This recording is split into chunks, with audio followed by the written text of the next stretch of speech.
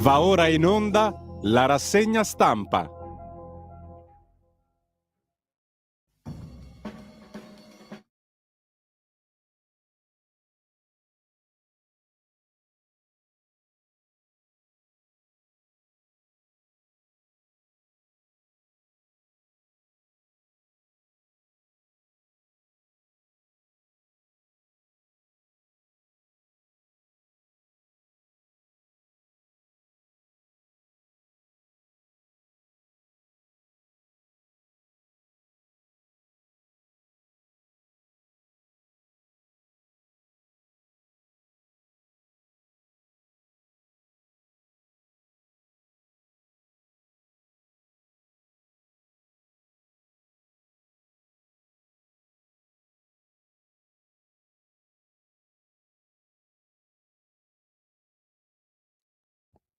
Radio Libertà, le trasmissioni tornano in diretta con la rassegna stampa di Giulio Cainarca. Grazie a Federico Borsari in regia, un cordialissimo buongiorno a tutte le ascoltatrici e a tutti gli ascoltatori. Ben trovati all'appuntamento con la rassegna stampa. Sono le 7.32, mercoledì 12 luglio, radiolibertà.net, la pagina Facebook di Radio Libertà, così avete in mano il palinsesto di giornata, quello che va in onda nella versione smart, ridotta, concentrata, asciugata, estiva. Luglio-agosto quantomeno, come minimo. Poi si vedrà. Intanto, come al solito, non l'agenzia ANSA perché ha una nuova veste grafica impossibile da decifrare. ADN Kronos apre con l'Ucraina e la NATO che frena sull'adesione dell'Ucraina. Unanimità, condizioni per Kiev. Zelensky, deluso, protesta via social. Il presidente americano Biden non gradisce le parole di Zelensky e diserta la cena, anche perché aveva tante cose da preparare e un importante discorso per oggi. Qualcuno dice troppo vecchio, avrebbe fatto troppe gaffe, meglio farlo riposare. Le due versioni. Secondo titolo per il PNRR, il governo modifica 10 obiettivi per la quarta rata. Il ministro Fitto ha detto chiederemo l'intera tranche senza definanziamento, ma Schlein attacca Meloni, ci metta la faccia, torna a parlare Draghi, come vedremo poi con grande rilievo sulla stampa di Torino. Draghi ha detto che l'Europa va fatta. Abbiamo fatto gli europei, bisogna fare l'Europa. L'Italia prendere con efficienza e integrità e poi un'unione politica più forte. Caldeggia Draghi, non è una sorpresa. Il terzo titolo è per il caldo. Oggi pioggia al nord, per fortuna, maltempo in Lombardia, temporali annunciati a Milano, bollino rosso comunque in 8 città. Violenza sessuale, le accuse al figlio di La Russa, la ragazza conferma, è stata ascoltata per 3 ore dai pubblici ministeri Rosaria Stagnaro e Letizia Mannella, titolari dell'inchiesta. C'è un'altra gabola che riguarda il mondo dell'informazione legato a Giorgia Meloni, Rai News, Petrecca, il caso La Russa, poi lo vediamo dopo. E poi ancora in primo piano sull'ADN Kronos, in questo caso la politica interna, Giorgia Meloni che presenta la carta che si chiama Dedicata a te contro il rincaro della spesa, il caro carrello. L'iniziativa riguarda 1.300.000 famiglie che hanno maggiori difficoltà nell'acquisto dei generi di prima necessità, anche questo lo vedremo meglio dopo. Santo Stefano di Cadore, per i pubblici ministeri l'incidente non è stato un gesto volontario, più probabile lo scatto d'ira dell'automobilista tedesca. La procura sulla tragedia che ha ucciso 3 membri della stessa famiglia esclude al momento la distrazione a causa di un cellulare. La cittadina tedesca alla guida era una tipa piuttosto irascibile, non controlla l'ira, ma non è stato un gesto volontario ammazzare 3 persone. L'Ocse intanto stabilisce che l'Italia è maglia nera per i salari, a fine 2022 salari reali meno 7% rispetto al pre-pandemia, ma questa capirete bene che è una notizia poco importante rispetto a Facci, La Russa, Santanchè eccetera. Italia, lo ripeto, maglia nera, a fine 2022 i salari reali, cioè quelli che permettono di fare realmente la spesa, per fare un esempio, o pagare realmente l'affitto, sono diminuiti del 7% rispetto a pre-pandemia, cioè al 2019. Tutto normale.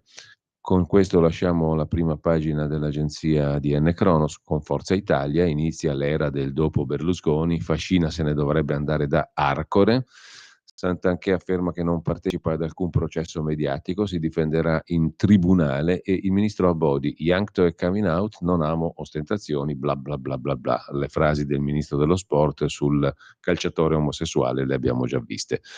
Renzi che si trasferisce in Commissione Giustizia per seguire il disegno di legge Nordio.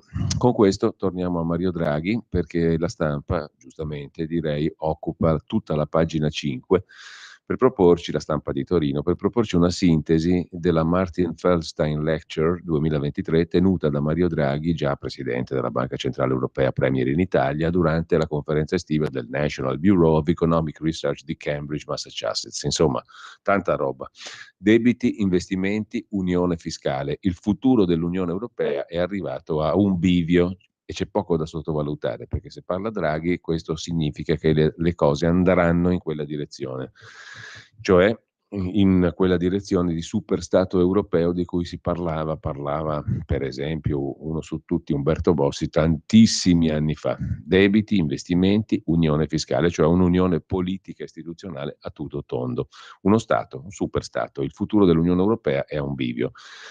L'Europa deve scegliere se allentare le norme sugli aiuti di Stato o uniformare le tassazioni. Scaduto il recovery plan, non c'è una proposta per uno strumento federale in sua sostituzione. Abbiamo immediato bisogno di regolamentazioni che permettano di reagire agli shock locali e nazionali. E sempre più dovremo finanziare insieme gli obiettivi condivisi, cioè arrivare a una sorta di bilancio comune. Servono nuovi trattati, strumenti automatici per evitare la paralisi. Su queste cose però, tutto sommato, persone molto diverse come Draghi e Tremonti alla fin fine non è che la vedano diversissimamente sul fatto che alla fine si debba arrivare a un qualcosa come un bilancio comune, insomma uno Stato europeo. Lasciamo Draghi e già che ci siamo sulla Stampa, la storia di una studentessa del liceo Da Vinci di Trento. Si è appellata al TAR per essere ammessa alla maturità. I giudici hanno accolto il ricorso, nonostante 5 insufficienze in pagella. All'esame la commissione ha concordato col verdetto degli insegnanti. La giovane è stata bocciata. Uno dei docenti ha scritto al ministro Valditara, uno dei docenti di matematica e fisica, in questo caso del liceo Da Vinci di Trento. Insieme a lui hanno firmato altri 110 colleghi questa lettera al ministro Valditara, che compare a pagina 20 della Stampa di oggi. Il professore si chiama Alessio Marinelli e si rivolge al ministro Valditara insieme ad altri 110 colleghi. Noi professori, umiliati dalla scelta del TAR, che ha riammesso alla maturità una ragazza nonostante fosse stata non ammessa per 5 insufficienze in pagella. Troppi ragazzi cercano scorciatoie. È stata ammessa alla maturità e poi è stata bocciata di nuovo. Docente di un liceo trentino, scrive a Valditara, oggi, scrive il professor Marinelli, conta di più dimostrare quanto sei furbo, non quanto vali. E allora la scuola cosa deve insegnare? La decisione del TAR è stata uno schiaffo alla credibilità dell'insegnante. Che voce in capitolo avremo in futuro? La bocciatura, poi, sono sicuro che la decisione di non ammetterla agli esami sia stata una scelta sofferta. Il ruolo del prof va riportato al centro della scuola, valorizzando con i fatti il nostro impegno e tante belle cose. Però la vicenda è curiosa, appunto. Studentessa con 5 insufficienze, non ammessa alla maturità, si appella al TAR, il TAR le fa fare la maturità, viene ribocciata. Altro tema, dalla scuola alla salute, la salute in coda, il pezzo è a pagina 21, sempre della Stampa di oggi, l'inchiesta di Paolo Russo da Milano, Lombardia. Lombardia in crisi, ci sono da recuperare 210.000 visite e analisi. Vogliamo dirlo che i medici di base non funzionano e gli ospedali sono in affanno?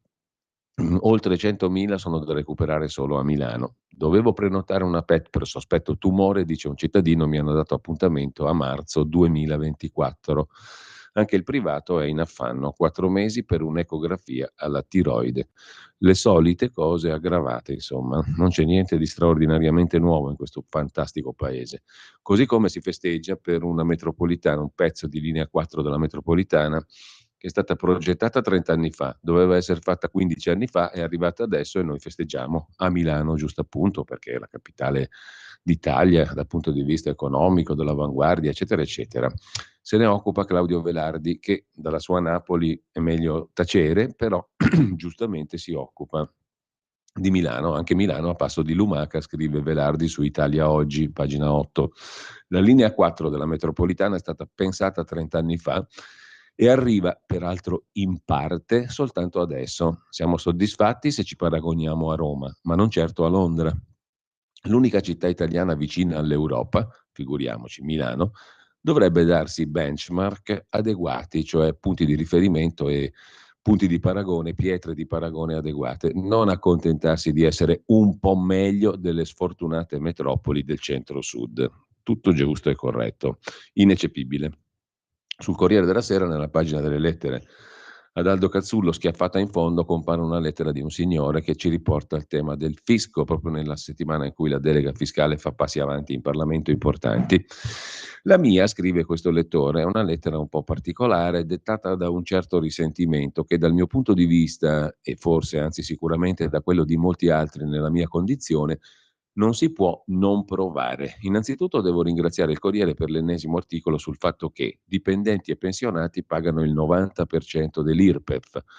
Gli autonomi, assediati dal pizzo di Stato, denunciano redditi da fame. Ovviamente non tutti. Francamente non bastano le differenze fra lavoro autonomo e dipendente a giustificare questa maledetta evasione.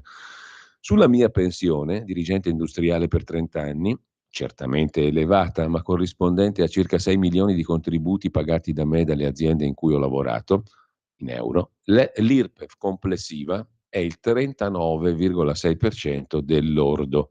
Altro che pizzo, io direi che è quasi una rapina, scrive il pensionato, schiacciato dall'IRPEF.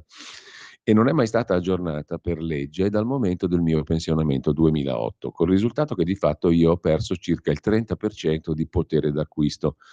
Me ne rimane molto paragonato alla pensione di operai ed impiegati, ma la giustizia dov'è? Tutto ciò premesso, continuare a leggere certi articoli è come rinnovare la spina nel fianco. Noi dipendenti e pensionati sappiamo benissimo che paghiamo tutti i servizi di cui approfittano dentisti, ristoratori, tassisti, eccetera. Non contribuite a farci il sangue più amaro. Grazie, scrive il pensionato schiacciato dall'IRPEF, quasi rapinato come si autodefinisce sul Corriere della Sera di oggi. Intanto ai più poveri ci pensa anche la Carta Solidale che prende il via tra una settimana, il 18 luglio. Fondi per 1.300.000 italiani, ha detto il Premier Giorgia Meloni, iniziativa per chi è in difficoltà. Conterrà 382 euro da usare per la spesa. Si chiama Dedicata a te. Pensate che finezza, che sentimentalismo. Questo è il nome della nuova Carta Solidale presentata a Palazzo Chigi dal governo e destinata a persone con ISEE, indicatore situazione economica equivalente, fino a 15.000 euro. La carta dà diritto a un contributo unico di 382,50 euro, sarà distribuita da Poste Italiane, disponibile dal 18 luglio per 1.300.000 famiglie. Potranno usarla per acquistare prodotti alimentari dal pane alla pasta di prima necessità. Il Premier Meloni ha parlato di un'iniziativa per chi è in difficoltà con il caro carrello.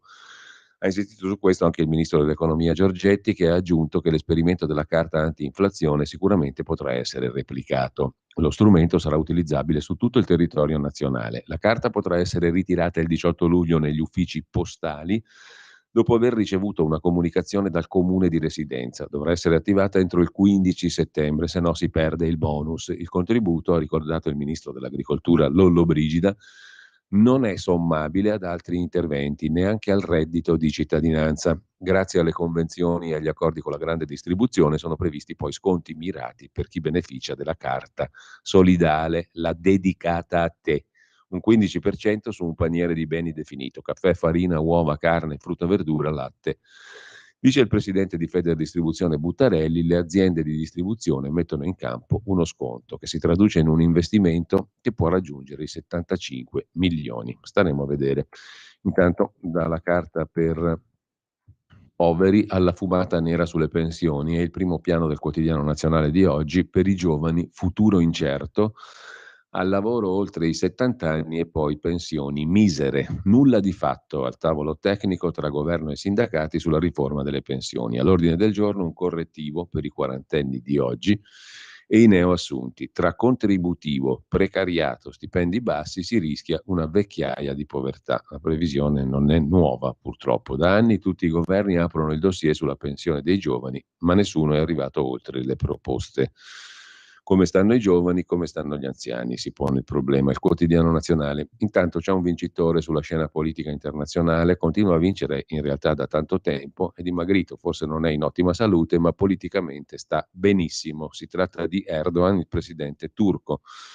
Non solo Svezia, scrive Marco Dell'Aguzzo su Start Magazine, tutte le cose turche di Erdogan tra Alleanza Atlantica, NATO, Unione Europea, grano, curdi e non solo.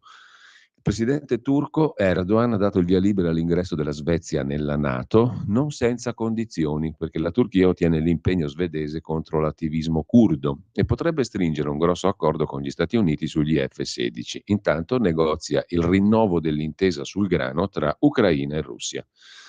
A proposito di scena internazionale, l'amico e collega Edoardo Montolli su Cronaca Vera e Fronte del Blog.it si occupa della Francia a ferro e a fuoco, ma non chiedeteci di essere tutti francesi.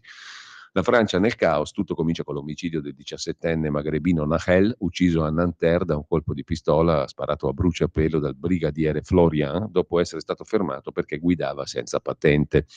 Proteste che devastano le città, negozi saccheggiati, banche distrutte, danni superiori al miliardo. Secondo il ministro italiano dei trasporti, Salvini, il caos in Francia è il risultato di anni di errori, follie ideologiche su immigrazione islamica, permissivismo giudiziario, banlieue in mano alla criminalità, tolleranza verso comportamenti inaccettabili, scenari intollerabili in un paese occidentale. Salvini ha sottolineato questo, ma l'ideologia che il ministro illustra sulle politiche di immigrazione, sul permissivismo giudiziario, è applicabile anche alla situazione italiana. La Francia è quella che i clandestini ce li rispedisce al confine, blindando le sue terre con i gendarmi. E la storia dei loro migranti è molto più datata della nostra. La Francia, dei valori di libertà, uguaglianza e fraternità, quella che applica la dottrina Mitterrand a terroristi assassini italiani in nome di un garantismo che si fatica a capire, il paese che arresta l'allenatore del PSG, del Paris Saint-Germain, Christophe Galtier, per presunte frasi discriminatorie ai danni dei calciatori, ecco, questa faccia della Francia ultrademocratica vale solo per l'Europa e l'Occidente. Così come la pagliacciata di fingersi progressisti nello scrivere i romanzi di Agatha Christie togliendo i termini offensivi o razzisti. La Francia è infatti, insieme alla Gran Bretagna, uno degli ultimi stati neocoloniali. I nostri sono migranti, i loro in gran parte ex coloni, le cui terre sono state, tuttora sono, sfruttate dai transalpini. Il povero Nahel era algerino come buona parte degli immigrati del paese, giunti lì negli anni 60 quando in Algeria c'era la legione straniera e una guerra in cui la Francia si opponeva agli indipendentisti.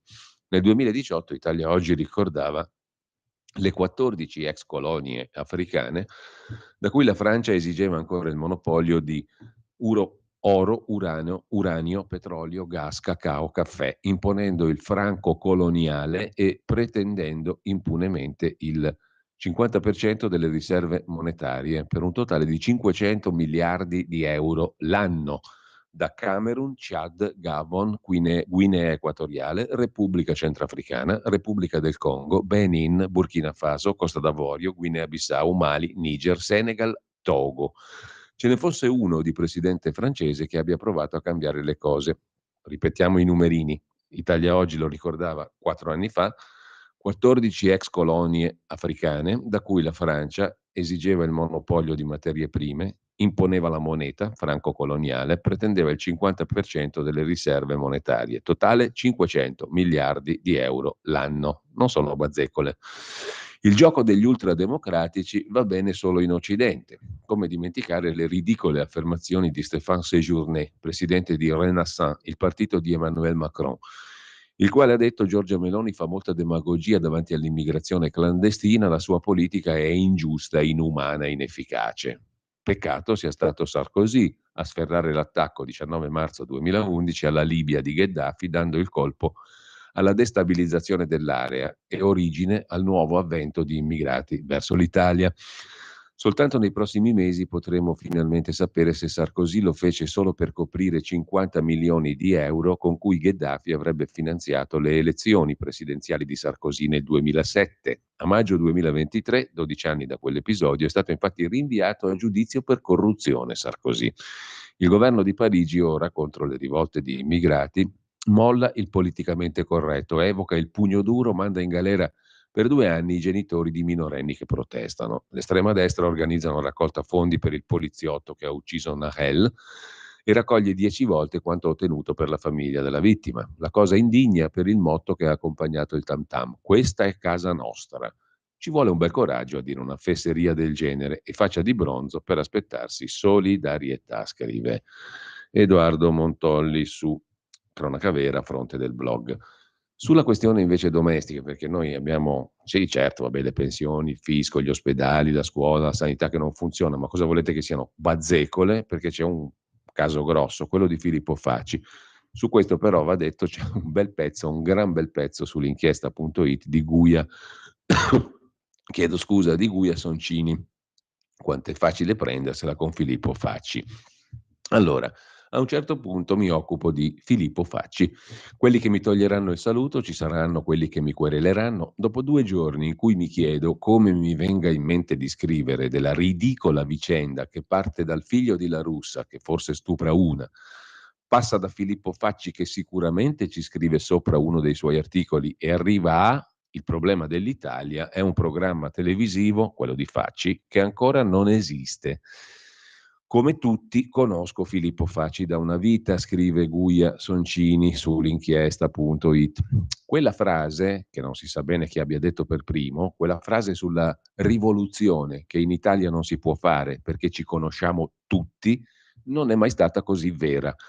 Osservavo nei giorni di questo scandale du jour, lo scandaletto del giorno, quello di Facci, osservavo l'indignazione sui social contro Facci di una certa signora che stigmatizzava la destra che dà spazio a coloro che compiono reati contro le donne, cioè lo stalker Facci e lo stalker Morgan, e pensavo, sì cara, tutti indigni, ma te li sei scopati entrambi.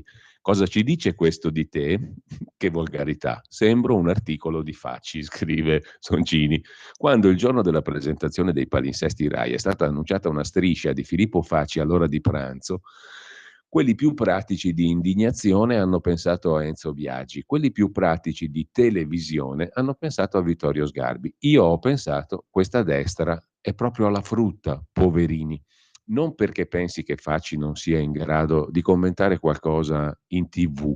Questo è un ruolo che non mi pare richieda chissà quali qualità. Chi pensa che la TV richieda gravitas non ha capito che la TV la gravitas te la dà, perfino quando sembra ti dia il contrario. Perché se fossi una persona di potere, a uno come Facci, sciamannato, discontinuo, infantile, inaffidabile, non assegnerei mai una delle caselle disponibili, a meno che non fossi una persona di potere della destra di oggi, così priva di personale potabile, che se trovate una chiamata non risposta sul telefonino, probabilmente è qualcuno che vuole affidarvi un programma in prima serata. E pazienza se di TV non vi occupate, ma di idraulica o di cucina. Ma non vorrei tardare a far cancellare il mio numero da alcuni telefoni e farmi dire come hai osato accostarmi a quello, ti querelo. Quindi devo qui dire, scrive Guia Soncini, che non esiste un caso Facci, esiste un caso cinquantenni narcisi che tengono in ostaggio la comunicazione italiana. È una grande chiesa che va da Diego Bianchi a Giuseppe Cruciani, da Andrea Scanzi a Roberto Saviano, da Corrado Formigli a Filippo Facci. Tutti costoro sono fintamente divisi tra sinistra e destra, ma davvero accomunati da ciò per cui li riconosci. Certo, li riconosci perché per la battuta si farebbero ammazzare. Certo, li riconosci perché si piacciono moltissimo, ma soprattutto li riconosci perché hanno gli anelli d'argento. Hanno madri e mogli che, smaniose di percepirsi moderne, non dicono loro tu conciato così non esci. Ed eccoci qui, ai sedicenni senili con gli anelli da Sandokan, alcuni addirittura con gli anelli al pollice, e senza neanche avere la scusa di dovere nell'anello tenere il veleno, se mai li catturasse il nemico. Se non avete seguito i fatti, beati voi, ve li riassumo per arrivare a dire la cosa per cui Facci mi querelerà. Accade dunque che Facci scriva un articolo sul caso La Russa, sul presunto stupro perpetrato da Leonardo Apache. Ignazio La Russa incarna la compattezza del pensiero di governo, ha chiamato il figlio con un nome da animale domestico, ma anche con un nome da cristiano. In quell'articolo scrive in mezzo rigo, fatta di cocaina prima di essere fatta anche da Leonardo Apache, che è la frase per cui da 2 giorni i giornali sono pieni di questo scandalo. Ora, chiunque sappia leggere pensa di fronte a quella frase solo una cosa: i danni che ha fatto Marco Travaglio alla prosa degli elzeviristi italiani, non c'è risarcimento che basti, ci vorrebbe una class action.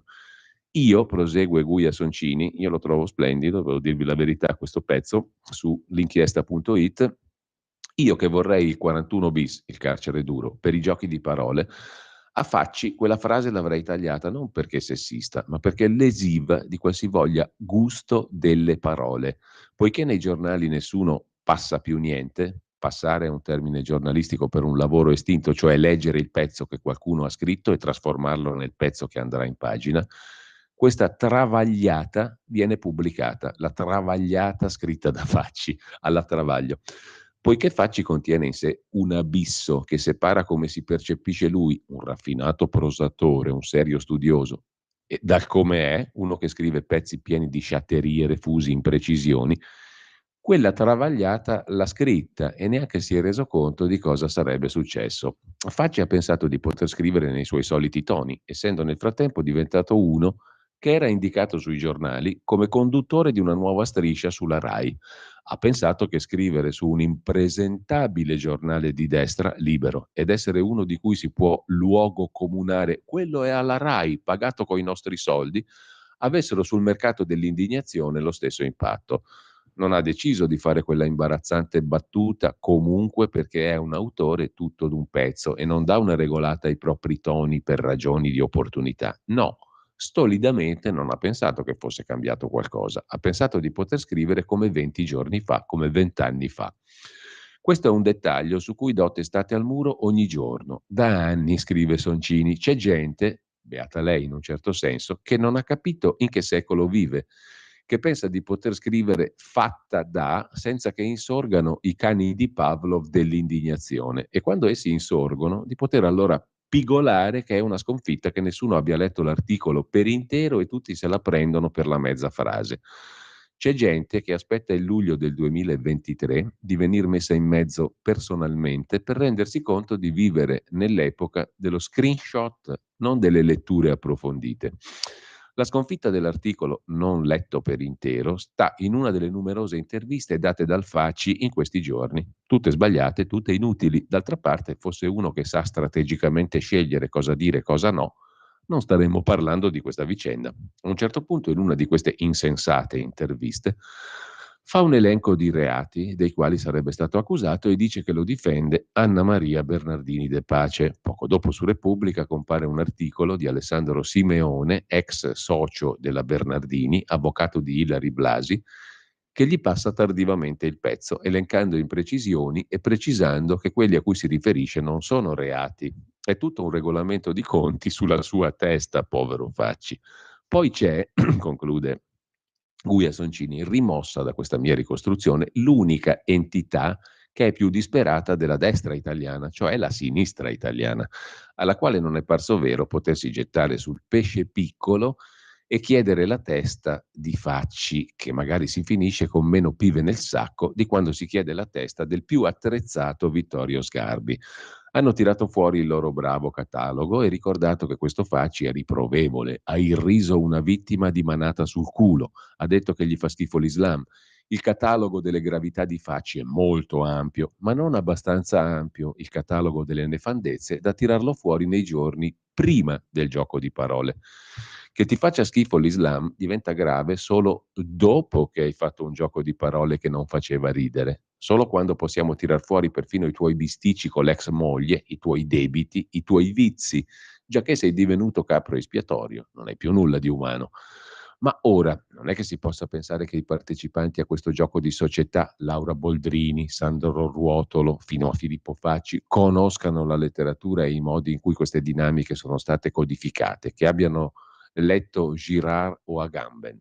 Diversamente dagli indignati, leggo i giornali italiani, quindi vorrei rendermi utile segnalando la pericolosità del precedente. Non è che essi giornali siano zeppi di Michele Serra e Mattia Feltri, non è che lo standard sia umorismo raffinato, prosa invidiabile, precisione lessicale chirurgica. Se iniziate a chiedere la testa di tutti quelli che fanno battute brutte, non ne rimane praticamente nessuno, conclude Guia Soncini sull'inchiesta.it. A proposito di giornalisti, c'è di mezzo anche Alessandro Sallusti, secondo il Fatto Quotidiano, nella vicenda di Daniela Santanchè. Dani e Sallusti, il giro di soldi tra le SRL, bruciati 460.000 euro, fondi incrociati, 2 milioni e mezzo di Visibilia in usufrutto al giornalista, restituiti solo 2. Nel suo curriculum, la ministra Santanchè usa a piene mani la parola successo, scrive il Fatto Quotidiano di stamani. In realtà Daniela Santanchè era cattiva pagatrice non solo verso i dipendenti a cui non pagava la liquidazione, il TFR, i collaboratori che attendevano per anni soldi poi decurtati, i fornitori, il fisco, gli enti previdenziali. No, la Santa è riuscita nell'impresa di non restituire nemmeno a se stessa i soldi che si era prestata. Lo attesta l'intreccio tra Visibilia SRL, una delle società del disastrato gruppo quotato editorial pubblicitario della senatrice di Fratelli d'Italia, e la società D1 Partecipazioni, un'altra SRL che svolgeva il ruolo di cassaforte di Santanchè. Oggi entrambe le società sono in liquidazione, mentre Santanchè, il compagno Dimitri Kunz, gli amministratori Fiorella Garnero, sorella della ministra, Massimo Cipriani, Davide Mantegazza, dal 5 ottobre sono tra gli indagati per ipotesi di falso in bilancio e bancarotta. Il 17 maggio 2013 Visibilia, su carta non intestata firmata dall'amministratore unico Daniela Santanchè, finanziava D1 Partecipazioni SRL. Come amministratore unico di D1, Santanchè accettava un prestito di 2.450.000 euro. Con quei soldi D1 acquistava azioni di Bioera, società del biologico che faceva capo a Canio Mazzaro, anch'essa in difficoltà oggi, che della Santanchè era parte correlata in forza di un patto di sindacato e del fatto di essere padre di suo figlio Lorenzo. Santanchè in quel periodo era presidente di Bioera, ne possedeva tramite D1 il 14,9%, aveva il 90% di Visibilia SRL, la quale, Visibilia SRL, a luglio 2013 effettua un aumento di capitale sottoscritto per 900.000 euro, guarda caso, da Bioera, che vi salì al 40%, mentre la quota di Santanchè scende dal 90 al 54%. Insomma, un giro di fondi tra parti correlate. In quel 2013 Bioera, pur chiudendo in perdita, aveva distribuito un extra dividendo in contanti e in azioni di Key Group, altra società del biologico del Giro Mazzaro Santanchè, finita male, nella quale la ministra ha avuto ruoli manageriali. Dopodiché, il 9 ottobre 2014, Santanchè da Visibilia invia a Banca Acros una email, operazione D1 confidenziale, nella quale, come da intese telefoniche, secondo modalità concordate a voce, chiedeva di procedere alle dismissioni delle azioni Bioera detenute dalla D1 Partecipazioni. La D1 negli anni ha restituito a Visibilia meno di 2 milioni sui 2.450.000 ricevuti nel 2013. Nel 22 Visibilia ha rinunciato ai restanti crediti verso la D1, anch'essa in liquidazione, per 463.000 euro, indicandoli come crediti già integralmente svalutati in sede di situazione di liquidazione, tenuto conto della stima del valore di realizzo. Alla fine dei finanziamenti incrociati, Santanchè dunque è stata cattiva pagatrice di se stessa, ma non basta, qui arriviamo poi a Sallusti, vedremo come. Tra il 24 e il 30 dicembre 2014, Visibilia SRL prova a cedere pro soluto a D1 Partecipazioni alcuni crediti per 850.000 euro nominali al prezzo stracciato di 15.000 euro, meno del 2% del valore facciale. Su quelle e altre operazioni, a novembre del 2015, ci sono lunghi scambi di mail tra manager di Visibilia, avvocati dello studio legale Morri, Cornelli e Associati, tra i quali Massimo Gabelli, ora indagato con Santanchè. Era l'ex sindaco di Visibilia. La sede dello studio Morri, Cornelli e Associati era in piazza Duse a Milano, stesso indirizzo della D1 Partecipazioni. In quelle mail si collegavano le cessioni di crediti al finanziamento da 2.450.000 ricevuto nel 2013 da D1 Partecipazioni da Visibilia, sottolineando che al 30 novembre del 15 il credito che Visibilia vantava nei confronti di D1 ammontava a 680.000 euro, il resto era rimborsato. In quelle email si allegava una bozza di proposta di contratto di cessione crediti tra Visibilia e il dottor Sallusti, Alessandro Sallusti, oggi direttore di Libero, all'epoca direttore del Giornale, testata per la quale il gruppo Visibilia raccoglieva pubblicità. era anche il compagno di Daniela Santanchè. Oggi Sallusti, estraneo alle indagini della procura, è usufruttuario del 90% della D1 partecipazioni che la senatrice Santanchè gli ha concesso nel 2015. Pochi giorni fa lo stesso Sallusti, tramite un manager di Visibilia, ha partecipato all'assemblea di D1 approvandone il bilancio.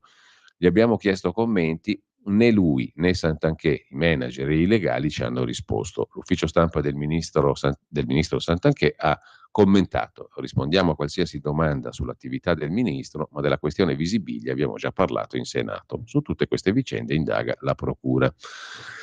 Nel frattempo vi segnalo da tempi.it l'articolo di Caterina Gioielli, la Camera Penale di Milano bastona il Corriere della Sera e l'avvocato della ragazza che accusa la russa Junior, perché a volte il silenzio è d'oro, dicono gli avvocati penalisti milanesi. Dalla pubblicazione delle chat alla caccia dei testimoni del presunto stupro commesso dal figlio di La Russa, a chi giova tutto questo, si chiedono gli avvocati penalisti milanesi? Non alla persona offesa, non all'indagato, non alle indagini e all'eventuale processo, che rischieranno di essere compromessi. Mentre a proposito di comunicazione, sulla 7 nuova stagione, le novità, il gruppo storico, l'ha presentato Cairo, anche questo, ha detto Cairo, è servizio pubblico, con Gramellini, con Davide Parenzo al posto di Mirta Merlino, eccetera, eccetera. Facciamo servizio pubblico anche noi, dice Cairo, la 7. Sul sussidiario.net, torniamo alle cose economico-finanziarie e politiche naturalmente, l'articolo di Mauro Bottarelli sui legami della Grecia con Russia e Cina, dei quali nessuno parla. La Grecia ha rafforzato i suoi legami con la Russia nel silenzio generale, sottolinea Bottarelli su sussidiario.net. Sempre sulla questione della scena politica internazionale, vi segnalo poi a pagina 4 di Italia Oggi l'articolo di Domenico Cacopardo sulla questione, chiedo scusa, sulla questione Ucraina e Alleanza Atlantica. L'Ucraina stia fuori dalla NATO, perché se ci entra questo significherebbe un atto di guerra dell'intero Occidente contro la Russia. L'aspirazione dell'Ucraina non sarà accolta a questo vertice di Vilnius. L'unica possibile ragione delle pressioni ucraine probabilmente è ottenere invio di armi di ultima generazione per determinare la superiorità tattica delle truppe ucraine. Anche questa ipotesi, peraltro, presenta dei limiti di praticabilità, visti i tempi dell'attività militare già in corso e quelli che sarebbero necessari per inviare nuovi sistemi d'arma. Per quanto concerne poi sempre le questioni internazionali, qui più sotto il profilo economico, c'è da segnalare un bel pezzo di Vincent Vega su Atlantico Quotidiano. Sicuri che il vostro sogno green passi per il fotovoltaico? Un brusco risveglio. Facciamo due conti: un pannello solare ci mette 14 o 10 anni, a seconda della tipologia, per ripagare l'energia da spendere per il suo ciclo di vita ventennale. Non è così detto, anzi non è per niente detto che la rivoluzione green passi per il fotovoltaico, tutt'altro. Di tutt'altra questione, ma siamo sempre su Atlantico Quotidiano, si occupa Rocco Todero, La Repubblica Giudiziaria, una storia della degenerazione politica della magistratura, proprio mentre appunto in questi giorni un'altra riforma prende passo, quella della giustizia oltre a quella del fisco. Il libro di Hermes Antonucci, che si intitola così La Repubblica Giudiziaria, fondamentale per capire cosa sia stata la magistratura militante, cioè una funzione piegata alla lotta politica. Nei giorni in cui gli esponenti della magistratura associata si stracciano le vesti per respingere l'accusa che il premier Meloni ha rivolto a una parte dell'ordine giudiziario di voler interferire nell'azione politica di governo e Parlamento, non c'è niente di meglio da fare che leggere il libro di Hermes Antonucci, edito da Marsilio, e che si intitola La Repubblica Giudiziaria, una storia della magistratura italiana. Il volume è in libreria da alcune settimane e merita la massima considerazione per comprendere cosa sia stata la magistratura militante in Italia dalla fondazione della Repubblica in poi. È un libro di storia, un'opera che, lasciando parlare le fonti e i documenti, testimonia le incredibili degenerazioni della funzione giudiziaria, di cui è stata responsabile la parte più ideologicamente orientata della magistratura italiana. La narrazione della sequenza delle posizioni discutibili, addebitabili a settori dell'ordine giudiziario, è così serrata e la chiarezza delle fonti così lampante che alla fine uno si domanda: Ma come è stato possibile? Come è stato possibile, per esempio, che le garanzie fissate dai costituenti a tutela dell'autonomia e dell'indipendenza dell'ordine giudiziario siano diventate il grimaldello per la rivendicazione della superiorità dei giudici rispetto a qualsiasi altro potere dello Stato. Hermes Antonucci ripercorre la lunga corsa della magistratura italiana verso l'abolizione del merito nella selezione per l'assegnazione delle funzioni superiori, gli avanzamenti di retribuzione a pioggia riconosciuti per mera anzianità di servizio, l'abrogazione di gerarchie fondate sull'esperienza e le capacità, l'immunità pressoché assoluta rispetto a qualsiasi condotta rilevante sotto il profilo disciplinare o nei confronti di pregiudizi arrecati a cittadini a causa della cattiva amministrazione della giustizia, l'assegnazione degli incarichi direttivi e semidirettivi in virtù di criteri discutibili. Le pagine del libro nelle quali si ripercorrono l'espansione del ruolo delle correnti e gli orientamenti politici di alcuni settori della magistratura anni 60-70 lasciano attoniti. Ogni corrente della magistratura coagula in quegli anni adesioni e sostenitori sulla base di visioni politiche del mondo alternative che i giudici devono perseguire anche grazie alla funzione giudiziaria. I settori più attivi dell'ordine giudiziario rifiutano l'idea che la loro funzione sia quella di rimanere sotto la legge e perorano invece un ruolo chiave dei giudici nelle dinamiche sociali per influenzarle, anche a costo di distorcere le leggi. Il sostegno palese di alcuni settori della magistratura italiana ai partiti politici di sinistra è documentato nel libro con onestà storica che non lascia spazio a contestazioni. Agghiaccianti, scrive ancora su Atlantico Quotidiano Rocco Todero, stiamo parlando del libro di Hermes Antonucci, edito da Marsilio, La Repubblica Giudiziaria. Agghiaccianti le pagine in cui Antonucci ricostruisce, documenti alla mano, le posizioni di esponenti di magistratura democratica per i quali l'ordine giudiziario deve avere una funzione nella lotta di classe fra il capitale e il proletariato. Prendendo le mosse dalla tesi dell'interpretazione adeguatrice delle norme giuridiche, il cui obiettivo sarebbe andare oltre la lettera della legge e conformare la legge alle esigenze sociali, alcuni settori della magistratura giungono a teorizzare l'interpretazione alternativa finalizzata a un obiettivo, il sovvertimento dell'ordine borghese. Non meno clamorose appaiono ancora oggi le posizioni assunte dal Consiglio Superiore della Magistratura, ciechi, sordi e muti, nel corso dei decenni, fra le quali merita di essere ricordata la pretesa di influenzare il processo legislativo per fini di politica giudiziaria e definire un indirizzo politico generale di cui sarebbero titolari invece, secondo la Costituzione, solo il governo e il Parlamento. L'autore del libro ricostruisce con scrupolo i contrasti fra politica e organo di autogoverno della magistratura, il CSM, che hanno avuto ad oggetto il tentativo del CSM di invadere il campo riservato alla politica. Non poteva mancare il capitolo Tangentopoli. Antonucci richiama i documenti che testimoniano la consapevolezza dei magistrati del pool Mani Pulite di aver fatto un uso non consono della custodia cautelare a danno di centinaia di indagati e di avere ricercato il consenso popolare per portare a termine un'opera di palingenesi, di pulizia politica e morale del paese. Una rivoluzione culturale e morale di fronte alla quale l'autonomia della politica, la complessità delle vicende storiche, il principio giuridico di separazione dei poteri e la tutela dei diritti dell'individuo alla magistratura, o perlomeno ad alcuni settori della magistratura, sono apparsi ben poca cosa. Infine, la guerra aperta contro Silvio Berlusconi e il berlusconismo, storia recente. Una storia che racconta come il leader di Forza Italia sia stato considerato espressamente un nemico politico da abbattere di nuovo per finalità di palingenesi, di rinnovamento culturale e morale.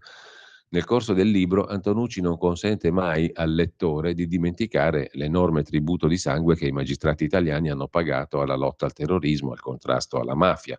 La sua non è mai una rappresentazione di fenomeni che indulge alla generalizzazione. Nel libro l'autore fa nomi e cognomi di coloro che hanno assunto posizioni politiche e ideologiche all'interno della magistratura e non spara nel mucchio. Allo stesso modo Antonucci rende l'onore delle armi a quei pochissimi politici che hanno avuto il coraggio di opporsi a questa degenerazione della magistratura e che hanno manifestato la sensibilità istituzionale di avvertire le conseguenze nefaste dell'operato dei settori militanti della magistratura. Su tutti Bettino Craxi e Francesco Cossiga. Per concludere, il libro di Antonucci rappresenta cosa sia stata davvero la Repubblica giudiziaria attraverso la narrazione del protagonismo politico, culturale e ideologico di alcuni settori della magistratura italiana. Il lettore percepisce così ciò che nel racconto non c'è, ma che si affaccia ad ogni pagina: la debolezza, l'ignavia, la viltà di generazioni di rappresentanti delle più alte istituzioni politiche italiane che hanno permesso tutto questo. Il libro dunque si intitola La Repubblica giudiziaria, una storia della magistratura italiana, editore Marsilio. Hermes Antonucci è l'autore. Vi segnalo ancora, prima di andare come di consueto alle trite prime pagine dei quotidiani di oggi, il pezzo di Lodovico Festa su Tempi. Rimaniamo nell'ambito del pianeta giustizia. Il governo ha i suoi difetti, ma mai dimenticare cos'è la magistratura in Italia, scrive Festa. Una rassegna ragionata dal web sulle spinte corporative, le azioni militanti che alimentano lo scontro sulla giustizia, il dialogo tentato da Giorgia Meloni e un ripassino del caso Palamara. Per quanto concerne invece un altro tema, l'eredità di Berlusconi, questo è un po' più un tema da estivo, da ombrellone, diciamo così, con rispetto parlando. Colpo di fortuna per gli eredi di Berlusconi, lo scrive Marino Longoni su Italia Oggi a pagina 2, è stato alleggerito dall'Agenzia delle Entrate il trattamento del legato di genere. Sapete che Berlusconi ha lasciato anche dei legati per i figli, cioè date dei soldi ai miei amici e a mio fratello e a Marta Fascina. Un bel colpo di fortuna per gli eredi Berlusconi, perché pochi giorni dopo la morte del CAV, l'Agenzia delle Entrate ha cambiato orientamento sulla tassazione del cosiddetto legato di genere in senso favorevole agli eredi. Nel suo testamento Berlusconi ha lasciato 100 milioni per Marta Fascina, 100 al fratello Paolo e 30 milioni ad Uteri. Il legato è un debito messo in carico agli eredi, in questo caso i figli di Berlusconi, a favore delle persone designate. Fino al 6 luglio l'Agenzia delle Entrate distingueva tra legato di specie e legato di genere. Nel caso del legato di specie, quando cioè l'erede era tenuto a consegnare una cosa determinata, per esempio una casa, un cavallo, eccetera, il bene non veniva calcolato nell'imponibile dell'erede. Nel secondo caso, invece, legato di genere, quando cioè l'erede era tenuto a consegnare una somma di denaro o di beni genericamente individuati, questi beni venivano fatti rientrare nell'imponibile dell'erede e perciò assoggettati all'imposta sulle successioni, con l'incongruenza di essere tassati due volte, prima in capo agli eredi e poi una seconda volta in capo ai legatari. Si trattava ovviamente di una posizione troppo pro fisco, difficile da sostenere in giudizio, ma l'Agenzia delle Entrate l'ha fatta propria per molto tempo, salvo essere smentita dalla Cassazione, che ha convinto i responsabili del fisco a fare dietro front, riconoscendo, anche per il legato di genere, l'esclusione dall'imponibile dell'erede e la tassazione unicamente in capo al legatario, una volta che gli eredi gli abbiano consegnato i beni. Insomma, un cambio di rotta che capita a fagiolo per i figli di Berlusconi. Per i legatari non cambierà nulla, continueranno a pagare le imposte dovute, cioè 6% il fratello Paolo, 6 milioni, 8 milioni Marta Fascina e 2 milioni e 4 Marcello Dell'Utri. Così scrive su Italia Oggi Marino Longoni. Infine, da segnalare qui in tema di giustizia che la riforma della giustizia infine sta partendo, osserva Marco Bertoncini su Italia Oggi. Sul testamento di Berlusconi vi segnalo anche un altro articolo ancora più documentato, interessante per chi si interessa di queste cose, a pagina 7 di Italia Oggi di Andrea Bongi, idee dal testamento di Berlusconi in ordine alla pianificazione in vita del patrimonio mobiliare e immobiliare. Insomma, c'è qualcosa da copiare, è facilmente copiabile, sono facilmente copiabili i passaggi giuridici ed economici del testamento di Berlusconi. Da questa vicenda, tenuto conto delle professionalità che hanno contribuito a far sì che l'ingente patrimonio di Berlusconi subisse i minori sconquassi dopo la morte del proprietario, si possono trarre degli utilissimi insegnamenti dai quali ognuno di noi potrà, con le debite proporzioni, trarre profitto. Questo è un articolo Interessante, a pagina 7 di Italia Oggi. Pianificazione, mentre si è in vita, del patrimonio mobiliare e immobiliare. Utilizzo strategico della quota disponibile del patrimonio ereditario e dello strumento giuridico del legato, di cui abbiamo appena parlato, all'interno di più testamenti olografi.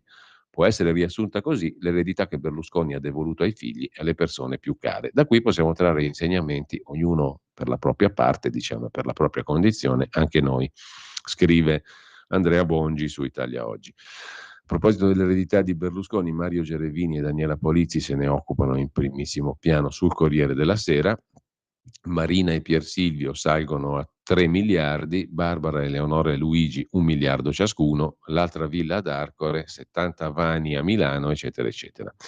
Ma lasciamo a questo punto le anticipazioni, andiamo a vedere le prime pagine tout court dei quotidiani di oggi. Siamo alle 8.22, poi ascolteremo come sempre dell'ottima musica, in occasione delle 8.30 il primo brano, scelta dal nostro Federico Borsari. Avvenire, il quotidiano di ispirazione cattolica, apre col biglietto aperto. Di che cosa si parla? Della NATO che conferma l'appoggio all'Ucraina, ma senza una data precisa per l'ingresso. Zelensky deluso. L'altro titolo invece sul caro vita, perdita record degli stipendi. Gli stipendi inseguono l'inflazione ma non la raggiungono mai. Gli unici salari aumentati più dei prezzi, dice l'Ocse, sono quelli minimi, probabilmente perché in alcuni casi sono agganciati all'inflazione. Più spesso sono fissati dagli stati e non dal negoziato fra sindacati e imprese. I numeri dell'Employment Outlook pubblicato dall'Ocse sembrano andare a favore della proposta di introduzione del salario minimo. Calcola l'organizzazione che tra fine 2019 e inizio 2023 i salari reali, cioè al netto dell'inflazione, sono scesi in media del 2,2% in 24 paesi sviluppati. L'Italia, maglia nera, i salari sono scesi del 7,5%. Poi c'è il tema PNRR, il governo ha ritarato gli obiettivi. La delega fiscale va al voto senza la flat tax, scrive Avvenire. Il Corriere della Sera, lo vediamo subito, apre la sua prima pagina con l'Ucraina nella NATO, non ora, con il caso La Russa, la ragazza dice mi sono sentita umiliata e davanti ai PM conferma tutte le accuse sull'ultimogenito di La Russa. L'intelligenza artificiale che cambierà il pianeta, un testo di Henry Kissinger, Eric Schmidt e Daniel Huttenlocher. E a centropagina il tennista a Wimbledon, Yannick Sinner, che entra nella storia, il tennista sud-tirolese o altoatesino o italiano, che dir si voglia, battendo ieri in 4-7 il russo Roman Safiullin, è il terzo italiano a riuscire ad arrivare alle semifinali di Wimbledon. Lo aspetta Novak Djokovic. Giocherò con gioia, ha detto l'altoatesino o sud-tirolese o italiano, che dir si voglia. PNRR, ritardi e liti, 10 modifiche per avere i fondi e poi Diana Cavalcoli si occupa della card per le spese alimentari che abbiamo già visto. La card si chiama Dedicata a te, è la nuova carta solidale per famiglie in difficoltà. Sarà distribuita a luglio, 382 euro che potranno essere usati per la spesa.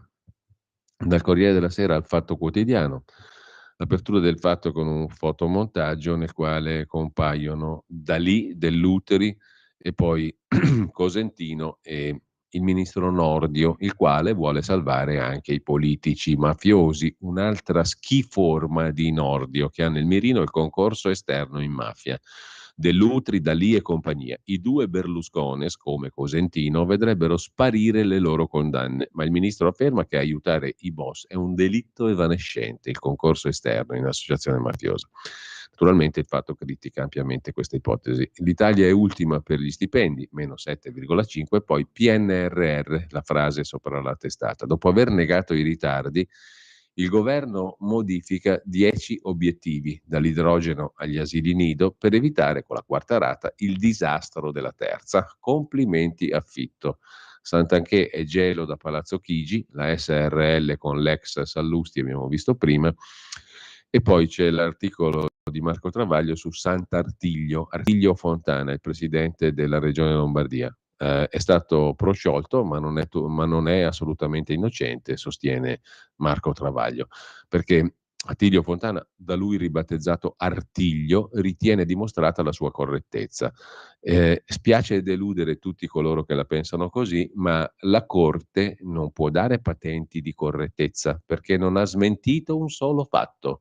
La sentenza ha confermato il verdetto del GUP che escludeva la rilevanza penale della condotta di Fontana, cioè penalmente è innocente, ma non è innocente in tutto, sostiene Travaglio, perché Fontana si era affrettato a trasformare in donazione un contratto di fornitura da 500 e passa mila euro gentilmente offerto dalla regione a suo cognato, dopo che era stato smascherato da Report e dal Fatto, e poi ad abbonargli 25.000 camici non consegnati e a tentare di rimborsargli metà dei mancati introiti con 250.000 euro bonificati da un suo conto svizzero, e quindi il cognato non voleva donare un bel nulla, ma l'operazione fu bloccata dall'antiriciclaggio. Così si scoprì che il presidente aveva conti in Svizzera con presunta eredità materna di 5,3 milioni, tenuti illegalmente su 2 trust delle Bahamas e fatti rientrare per finta, sottolinea il Travaglio, in Italia nel 2015 con la voluntary disclosure.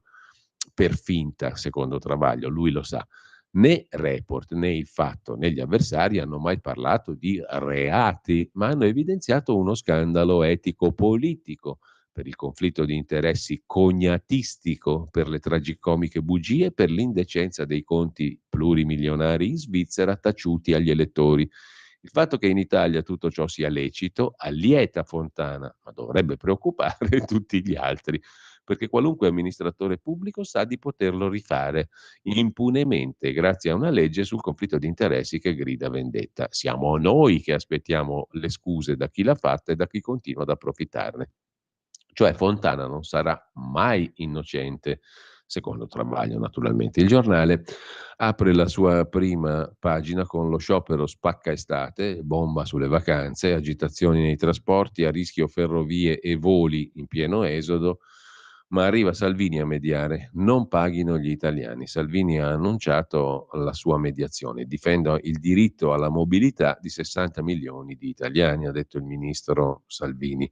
L'Ucraina nella NATO senza tempi certi, il PNRR ritoccato di 10 punti e poi Roma, capitale dei rifiuti e della vergogna PD. Poi vedremo l'articolo, mentre a Milano Sala cancella le auto, più tasse, più multe, libertà azzerata, salgono i costi di area C e dei parcheggi a Milano. Tuttavia, Sole 24 Ore ha detto che il sindaco di Milano è il più amato d'Italia. Dal giornale passiamo al quotidiano nazionale, Giorno, Nazione e Resto del Carlino, poi andiamo in pausa. Giovani sfiduciati e senza pensione, questa è l'inchiesta d'apertura che abbiamo citato prima. Un flop le trattative per garantire un assegno alle nuove generazioni, ma l'Istat avvisa: un ragazzo su 2 vive in condizioni di deprivazione. Dopodiché c'è la direttrice d'orchestra, Beatrice Venezzi, che ieri a Lucca, l'amica di Giorgia Meloni, che ieri a Lucca ha diretto il concerto inaugurale delle celebrazioni di Puccini, nel programma L'inno a Roma, composto nel 1919 e poi fatto proprio dall'ideologia fascista. Alcuni amministratori hanno chiesto di non eseguirlo e ieri non si sono fatti vedere. La Venezzi replica: l'ho sempre fatto, continuerò a farlo. Chi è di destra è fascista in automatico? Questa è la domanda che pone la direttora, il direttore, anzi come si fa a chiamare lei al maschile, il direttore d'orchestra Beatrice Venezzi, amica del premier Giorgia Meloni. E invece c'è una cosa clamorosa per alcuni, cioè il capo dell'ex Sant'Uffizio, nella sua prima intervista dopo la doppia nomina a prefetto per la Congregazione per la Fede, ex Sant'Uffizio e cardinale, Monsignor Fernandez, cioè il nuovo capo della Congregazione per la Fede, nominato da Papa Francesco, spiega che su gay e preti sposati è possibile attendersi novità. È possibile che i preti si sposino, annuncia il nuovo capo dell'ex Sant'Uffizio in Vaticano. Con questo ci fermiamo un attimo. Stai ascoltando Radio Libertà. la tua voce libera, senza filtri né censura. La tua radio.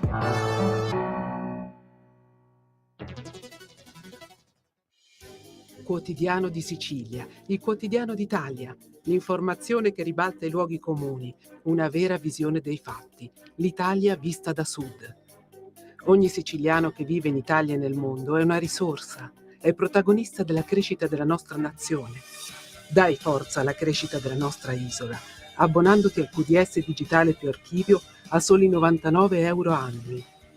Quotidiano di Sicilia, il quotidiano d'Italia, una scelta di valore.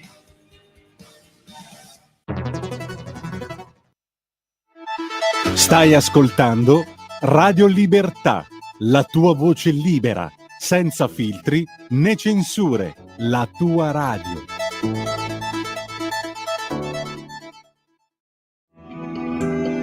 Il meteo.it presenta le previsioni del giorno.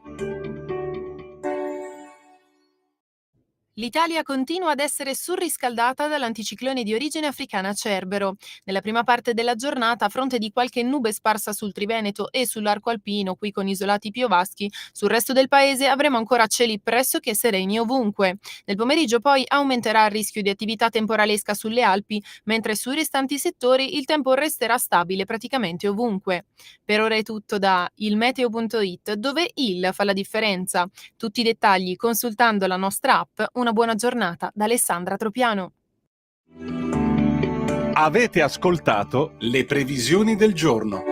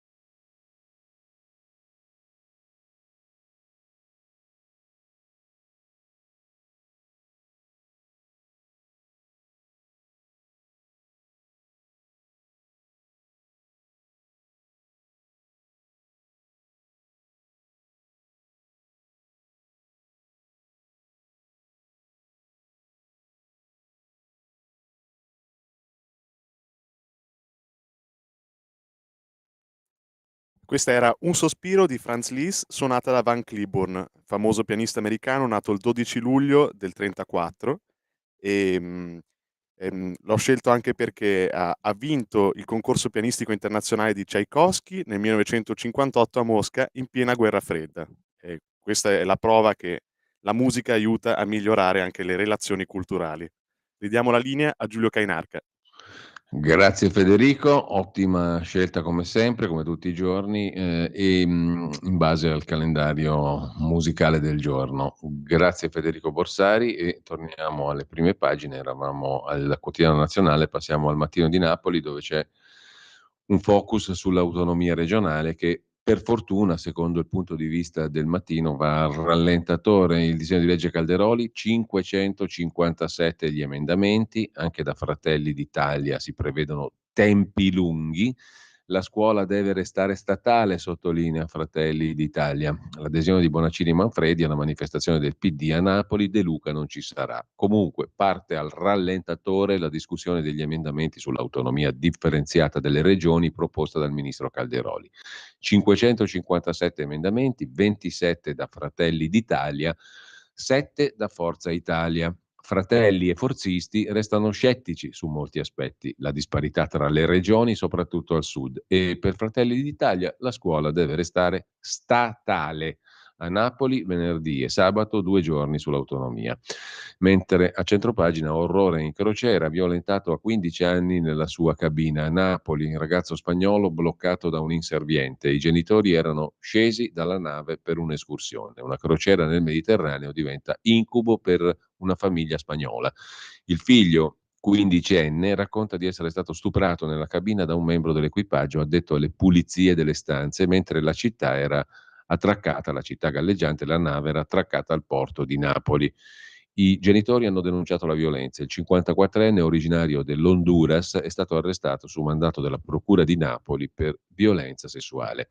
E poi bimba senza casco caduta dalla moto a Gragnano, indagati i genitori, e poi c'è il fenomeno di chi fa andare i bambini sulle moto senza casco per fare i filmati da mettere sui social. Il Tempo di Roma apre la sua prima pagina con l'accordo sul PNRR, cabina di regia, quarta rata, eccetera, eccetera.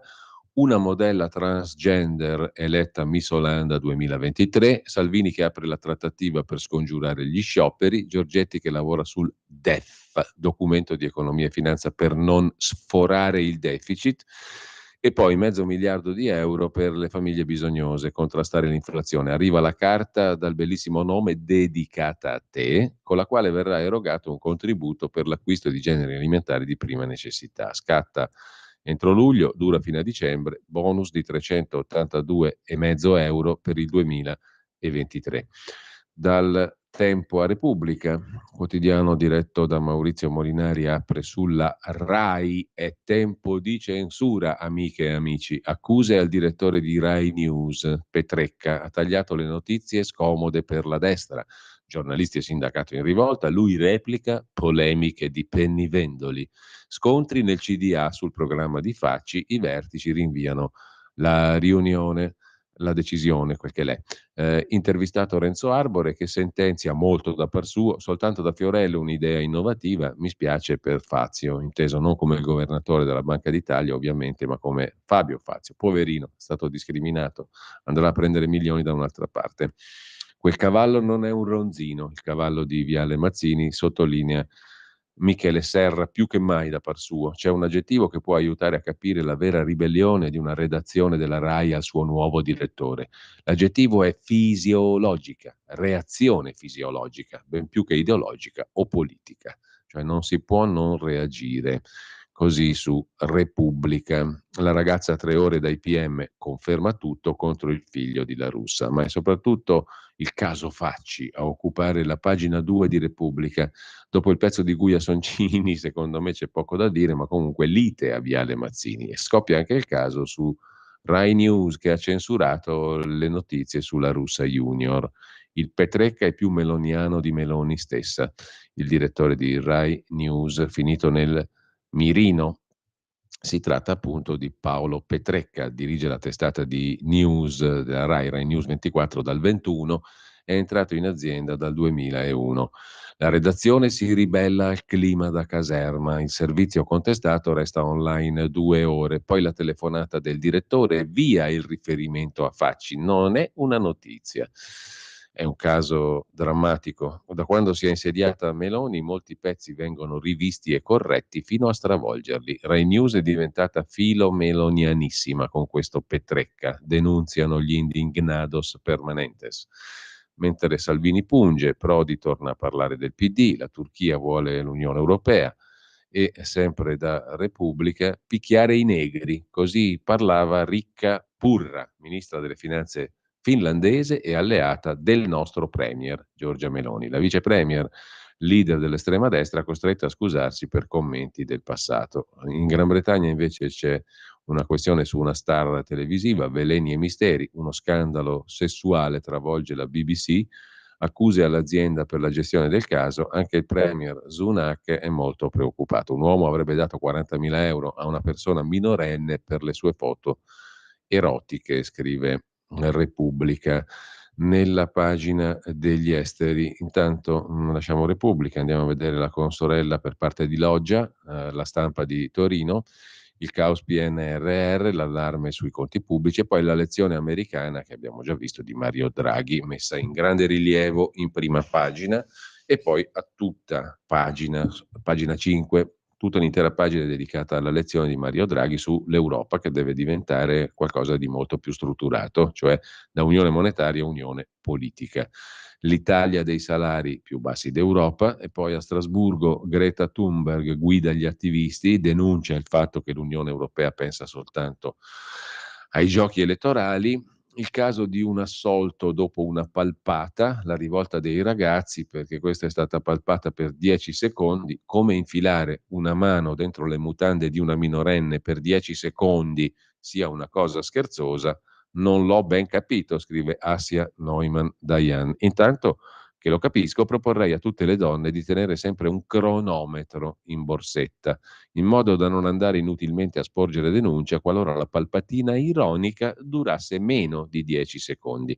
Vi invito anche a fare un bel sorriso e a ritirarvi in buon ordine perché in fondo cosa sarà mai? Il caso dovrebbe essere quello di uno che è stato assolto dopo aver palpato per 10 secondi un culo. Mentre sempre dalla prima pagina della Stampa il sondaggio di Alessandra Ghisleri, Meloni resta stabile, ma le grane di partito costano 2 punti a Fratelli d'Italia. E poi ancora in prima pagina Kiev, la mamma e il battito del figlio dopo il trapianto su una bimba, un trapianto su una bambina appunto in quel della capitale ucraina. Ci sono momenti perfetti in cui dolore e gioia coincidono, scrive Monica Perosino. Buongiorno di Mattia Feltri, oggi è intitolato Opinioni e fatti. Separare i fatti dalle opinioni, delle opinioni, sarà dalle opinioni, presumo, una vecchia regola del giornalismo con qualche carato di ipocrisia, perché le opinioni spesso prescindono dai fatti, ma perlomeno sono già arrese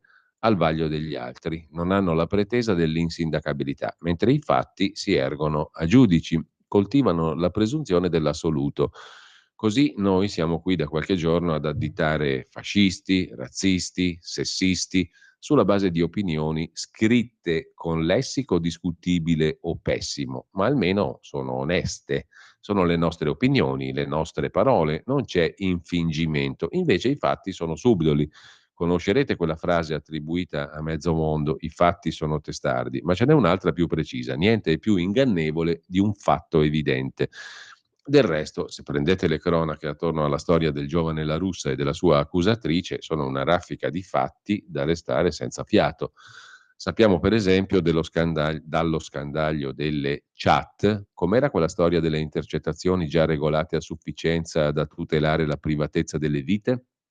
Sappiamo dunque dalle chat che cosa si è fumata questa ragazza prima di andare in discoteca, cosa si è sniffata, quali e quante medicine si è presa, che effetti producono in accoppiata con sostanze stupefacenti, a che punto della serata si è baciata con l'amico, in che condizioni era, a che ora se n'è andata, quando era vestita, quando non lo era più, chi ha visto l'indomani, cosa si è scritta con l'amica e ancora e ancora. E io, conclude Mattia Feltri, non so se lo smercio di una tale moltitudine di fatti sia un'operazione fascista, razzista, sessista, ma so che nessuna opinione può essere altrettanto violenta, conclude Mattia Feltri sulla Stampa. Andiamo a vedere la verità di Maurizio Belpietro. A questo punto l'apertura a tutta pagina sui giochi sporchi sui morti di caldo è la nuova religione che nasconde corposi interessi. Come provano articoli di 20 anni fa, periodi bollenti e annessi morti a loro attribuiti ci sono da sempre. Ora però Repubblica si lancia in una campagna terrorizzante sui cambiamenti climatici. Sarà perché gli agnelli hanno investito milioni sul green? Finanziato dall'Unione Europea, lo studio assai dubbio per spingere la legge natura. Oggi il voto chiave. Intanto annunci disattesi, incarichi contestati, conflitto di interessi. Ecco qua il vice del Consiglio Superiore della Magistratura. Giacomo Amadori fa un ritratto di Pinelli, il politico che regge l'organo di autogoverno dei magistrati invece di Mattarella. Difensore del presidente della fondazione renziana Open, con un colpo di mano, nonostante le assicurazioni, ha votato il procuratore di Firenze gradito a Renzi e poi nella sua Padova tante altre belle cosette, l'avvocato Pinelli. Andiamo a pagina 6-7 successivamente. Boni Castellane sulla commissione Covid, Speranza e Conte inchiodati alle loro contraddizioni. E poi ancora dalla prima pagina della Verità, Ucraina, la NATO frena e Zelensky sbrocca. Marcello Veneziani su Berlusconi, uomo straordinario ma politico fermo all'ordinario. Il bilancio a un mese dalla scomparsa. Ai miei tempi, come dicevano i vecchi, nel giorno del 30° si distribuivano, nella messa in suffragio del defunto morto 30 giorni prima, le pagelline che alcuni chiamavano luttini, riportavano simboli e figure religiose in copertina, ricorda Marcello Veneziani. Poi all'interno si aprivano con l'immagine del defunto e in pagina accanto un breve, affettuoso ricordo. Infine una preghiera in ultima facciata. Domani è il 30° di Silvio Berlusconi. Non riesco a immaginare una pagellina su di lui. Al più un videobook con voce, battuta e risata preventiva. Anche da morto organizzerebbe tutto lui. Insomma, scrive Marcello Veneziani, Berlusconi un gigante, ma in politica soltanto grande.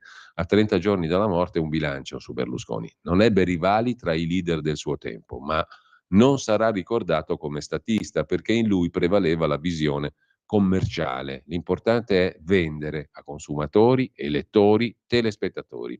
Il suo lascito culturale, l'anticomunismo e la difesa delle libertà economiche. Ebbe vita beata e tormentata, voleva solo piacere, ricevette odio. È bello il ritratto che fa Veneziani di Berlusconi, mentre Claudio Risè, psicoterapeuta, si occupa della follia di affidare il nostro destino soltanto alla ragione. Siamo molto di più. La TV dell'era Meloni ancor più a sinistra, presentati anche i palinsesti di La 7, arriva Gramellini, Parenzo Quotidiano e Doppio Formiglio. Doppio Formigli, chiedo scusa. Mentre Panorama ha dato un nome a 5 dei Marò trucidati da Tito, 1945.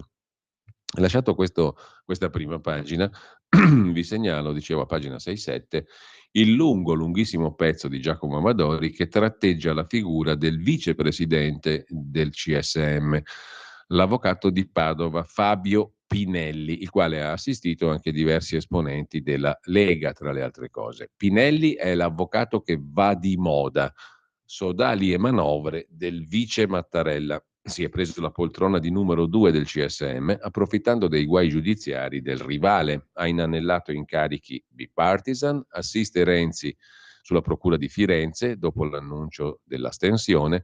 Insomma, è uno molto immanicato, l'avvocato Pinelli. In una situazione di guerra tra magistratura e governo è fondamentale che il vicepresidente del Consiglio Superiore della Magistratura, rappresentante del Quirinale, sia credibile, sia un ponte tra i due poteri, cioè tra magistratura e governo. Ma il 57enne avvocato Fabio Pinelli ha la postura giusta per quella poltrona? Qualche dubbio, scrive Giacomo Amadori sulla Verità, lo abbiamo, e non è solo per il fatto che dopo mesi di astensioni e posizioni super partes abbia deciso di assegnare il voto decisivo nella delicatissima corsa a procuratore di Firenze, città feudo di quel che resta del potere renziano. Qui il fu rottamatore sta combattendo sfide importanti e che la guerra ai pubblici ministeri sia il suo interesse lo dimostra il fatto che Renzi si sia trasferito in Commissione Giustizia al Senato. Da qui, e muovendo le sue pedine dentro al CSM, Renzi spera di spegnere gli ardori della Procura di Firenze che sta cercando di mandare a giudizio e far condannare lui e i suoi genitori. In quest'ottica, per Renzi era importante disarticolare la catena di comando della Procura di Firenze, tutta della stessa area ideologica, portando dalla propria parte anche il centrodestra scottato dai procedimenti contro Berlusconi, sempre a Firenze. Per riuscire nell'impresa è servito un passaggio. Mercoledì scorso, per il nuovo procuratore Filippo Spiezia, considerato vicino alla corrente moderata magistratura indipendente, hanno votato il vicepresidente Pinelli, il procuratore generale della Cassazione Luigi Salvato e si è astenuta la prima presidente della Corte di Cassazione Margherita Cassano. Solo così poteva vincere la corsa il candidato meno titolato, almeno a livello di incarichi, contro Ettore Squillace Greco, procuratore di Livorno. Segue tutta una ricostruzione appunto della figura di Pinelli che non piace molto alla verità a Giacomo Amadori. Non sembra la figura giusta per garantire la terzietà, diciamo così, o comunque in una situazione di guerra tra magistratura e governo deve essere un soggetto capace di fare da ponte. Il 57enne avvocato Fabio Pinelli non è proprio il soggetto migliore, secondo il quotidiano La Verità. Nato a Lucca, padovano d'adozione, Pinelli aveva dichiarato appena eletto vicepresidente: cerchiamo di essere credibili, trasparenti, mai obliqui. Apprezzato avvocato, è stato avvocato di diversi esponenti della Lega, ma anche membro del comitato scientifico della Fondazione Leonardo Finmeccanica, di cui è presidente Luciano Violante, e sempre con Violante è socio di Italia Decide, associazione per la qualità delle politiche pubbliche. L'avvocato Pinelli ha assistito anche Luca Morisi, l'ex guru social della Lega, e Armando Siri, che da sottosegretario fu costretto a dimettersi per un'indagine. Ha difeso anche la regione Veneto di Luca Zaia nel maxi processo sull'inquinamento PFAS nelle province di Vicenza, Verona e Padova. In un'inchiesta sulla regione è stato indagato e archiviato. Nel fascicolo sui bandi per le mense degli ospedali in Veneto, il GIP di Padova Gambardella nei mesi scorsi ha invece chiesto nuove indagini per chi gli aveva affidato ricchi incarichi all'avvocato Pinelli, cioè l'ex direttore generale dell'assessorato alla sanità del Veneto Mantoan e l'ex direttore generale di Azienda Zero, ente di governo della sanità veneta, Patrizia Simionato, indagati, le accuse sono quasi prescritte, per induzione a dare a promettere utilità e turbativa nella libertà del procedimento di scelta del contraente in relazione all'affidamento di consulenze legali proprio all'avvocato Pinelli. La Simionato, cioè in sostanza la ex direttore generale di Azienda Zero, Sanità Veneta, formalizzava gli incarichi a Pinelli e alla professoressa Chiara Cacciavillani in 2 delibere, 9 aprile 2020, giustificando la procedura nell'ambito dell'emergenza Covid per 35.000 euro per ogni professionista.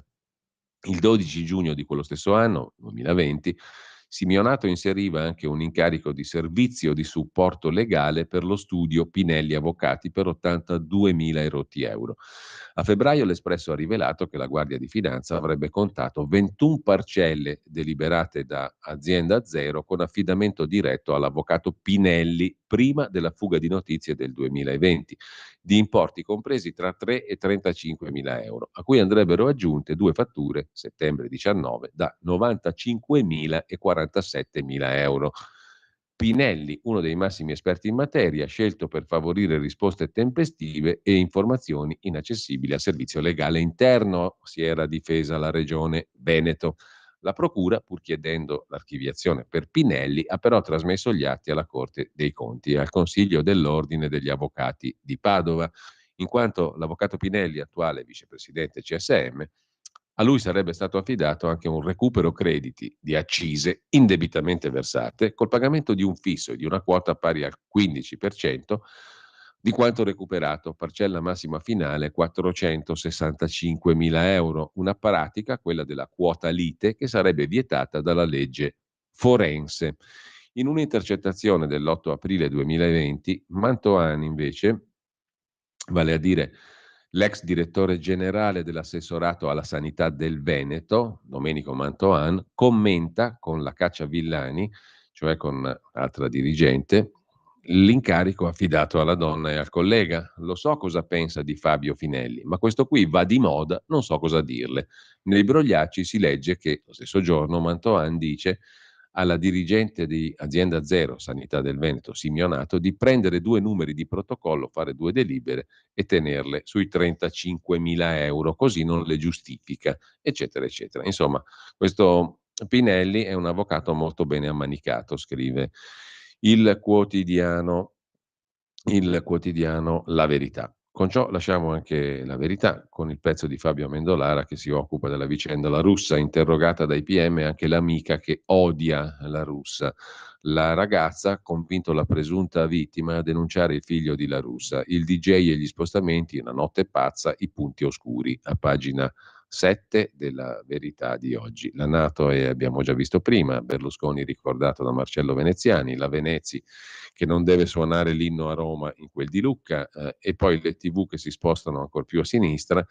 Draghi che ha intrappolato i giovani nei mutui, circa 30.000 under 36 hanno sottoscritto nella seconda parte del 22 prestiti per comprare casa con garanzia pubblica Consap, volevano tasso fisso, sono stati costretti a prendere un variabile e adesso non sanno più come uscirne, scrive La Verità. Che lasciamo per andare a vedere infine anche il quotidiano Libero. Libero apre la prima pagina di stamani con le tasse, una sinistra ossessione, le mani dell'Ashline sulle nostre eredità. Presentato il piano fiscale del nuovo PD, oltre al salasso sulle rendite, più imposte sulle successioni e riforma del catasto, a rischio anche le case. Peraltro per il momento il PD non governa, quindi il pericolo dovrebbe essere lontano. Caro prezzi, il governo aiuta i poveri, una social card da 380 euro. L'articolo di Sandro Iacometti, ora i giallorossi provino a tacere, gli ultimi sono stati dimenticati, balle, scrive Iacometti.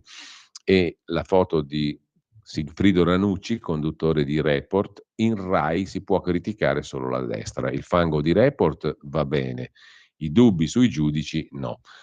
Il rogo di Milano commentato da Vittorio Feltri, i nostri anziani sono i veri discriminati. Adesso che le polemiche si sono un po' placate, scrive Feltri, vale la pena di fare un ragionamento su quanto accaduto nella casa di riposo dei coniugi a Milano, dove sono morte 8 persone a causa di un incendio, sembra 6. Comunque, un incidente terribile che nessuno è stato in grado di ostacolare efficacemente per mancanza di strumenti idonei. Gli ospiti della struttura, che si occupava di anziani signori non vecchissimi che in casa loro non potevano essere assistiti dai familiari, evidentemente non erano tutelati come Dio comanda, scrive Vittorio Feltri in prima pagina su Libero. Infatti, non appena le fiamme si sono sviluppate, hanno impedito alla gente ricoverata di difendersi in mancanza di mezzi adatti. Addirittura non funzionavano da tempo gli estintori. Non solo, il personale di servizio non è stato in grado di lanciare l'allarme e non c'erano neanche ad aggiungere i campanelli o diciamo così gli avvertitori, insomma i campanelli presso le postazioni degli anziani nelle loro stanze per chiamare l'allarme. Cosicché il rogo ha provocato un fumo tossico che ha soffocato parecchi vegliardi. Un fatto del genere non sarebbe mai potuto accadere se il comune di Milano avesse provveduto a mettere in sicurezza il palazzo trascurato dalle autorità municipali e non attrezzato a prevenire la sciagura.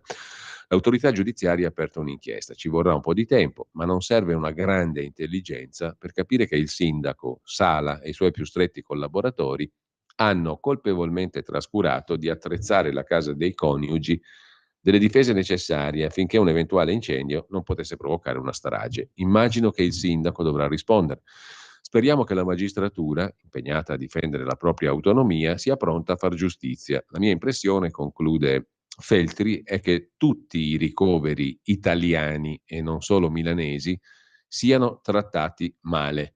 In molti si registrano violenze, basta leggere le cronache. D'altronde si sa che un padre e una madre sono in grado di mantenere 10 figli, i quali però non sono capaci di provvedere alle esigenze degli stessi 10 figli. Il problema purtroppo è che nel nostro paese si combatte ogni razzismo, tranne quello che discrimina i vecchi, che oltre a essere dileggiati dal popolo, vengono maltrattati anche dalle loro famiglie. Uno schifo insopportabile, scrive Vittorio Feltri in prima pagina su Libero. Sempre dalla prima pagina di Libero, anche Gualtieri sta affondando nella monnezza, scrive Francesco Storace, disastro PD a Roma. E poi l'appunto dell'amatissimo nostro Filippo Facci. Fatti nostri.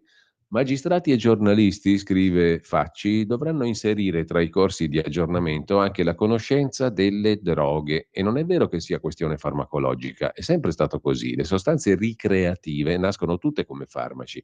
Eroina e cocaina erano anestetici, tra le benzodiazepine ci sono tranquillanti, ansiolitici, sedativi. Il GHB, droga dello stupro, è un antidepressivo e un ipnotico, cura l'alcolismo. Il Rivotril, altra droga dello stupro, è antiepilettico e perfino ai macellai dell'ISIS hanno sequestrato tonnellate di Contramal, oggi la droga più diffusa al mondo.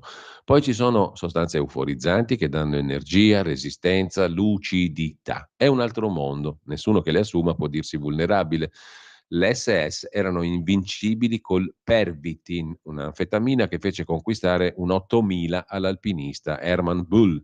Nelle università si studia l'interpretazione dei sogni, che Freud scrisse con in corpo 5 grammi di cocaina quotidiani. Oggi la cocaina la prendono atleti, piloti d'aereo, affaristi di borsa, la presero anche scienziati e papi come Pio X, Leone XIII e molti sovrani europei. Da anni, scrive Filippo Facci, il mio editore vorrebbe farmi scrivere un libro su questo, su qualcosa che però il giorno dopo ti lascia addosso un down irrimediabile, una depressione profonda, una vividezza squallida. In qualsiasi luogo o letto straniero ti capiti di risvegliarti e chi deve intendere, intenda. Con questo ci fermiamo un attimo e ascoltiamo il secondo brano musicale di oggi.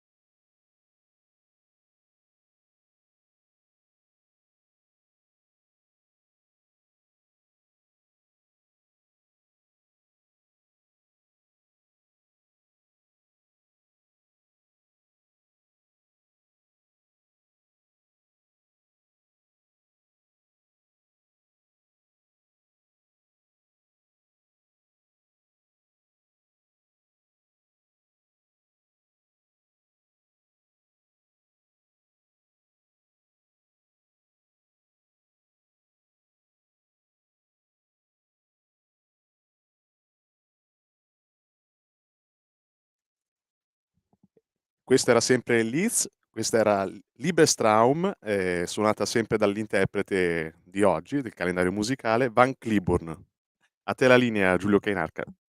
Grazie a Federico Borsari, un sogno d'amore come quello che stanno facendo tante persone, dalla Russa Junior a Sant'Ancheda, del Mastro delle Vedove, a tutti i meravigliosi protagonisti delle vicende di cui abbiamo parlato e parleremo e parliamo e continuiamo a parlare, ad occuparci, a interessarci, a discutere, a dibattere, ad approfondire, a leggere in rassegna stampa.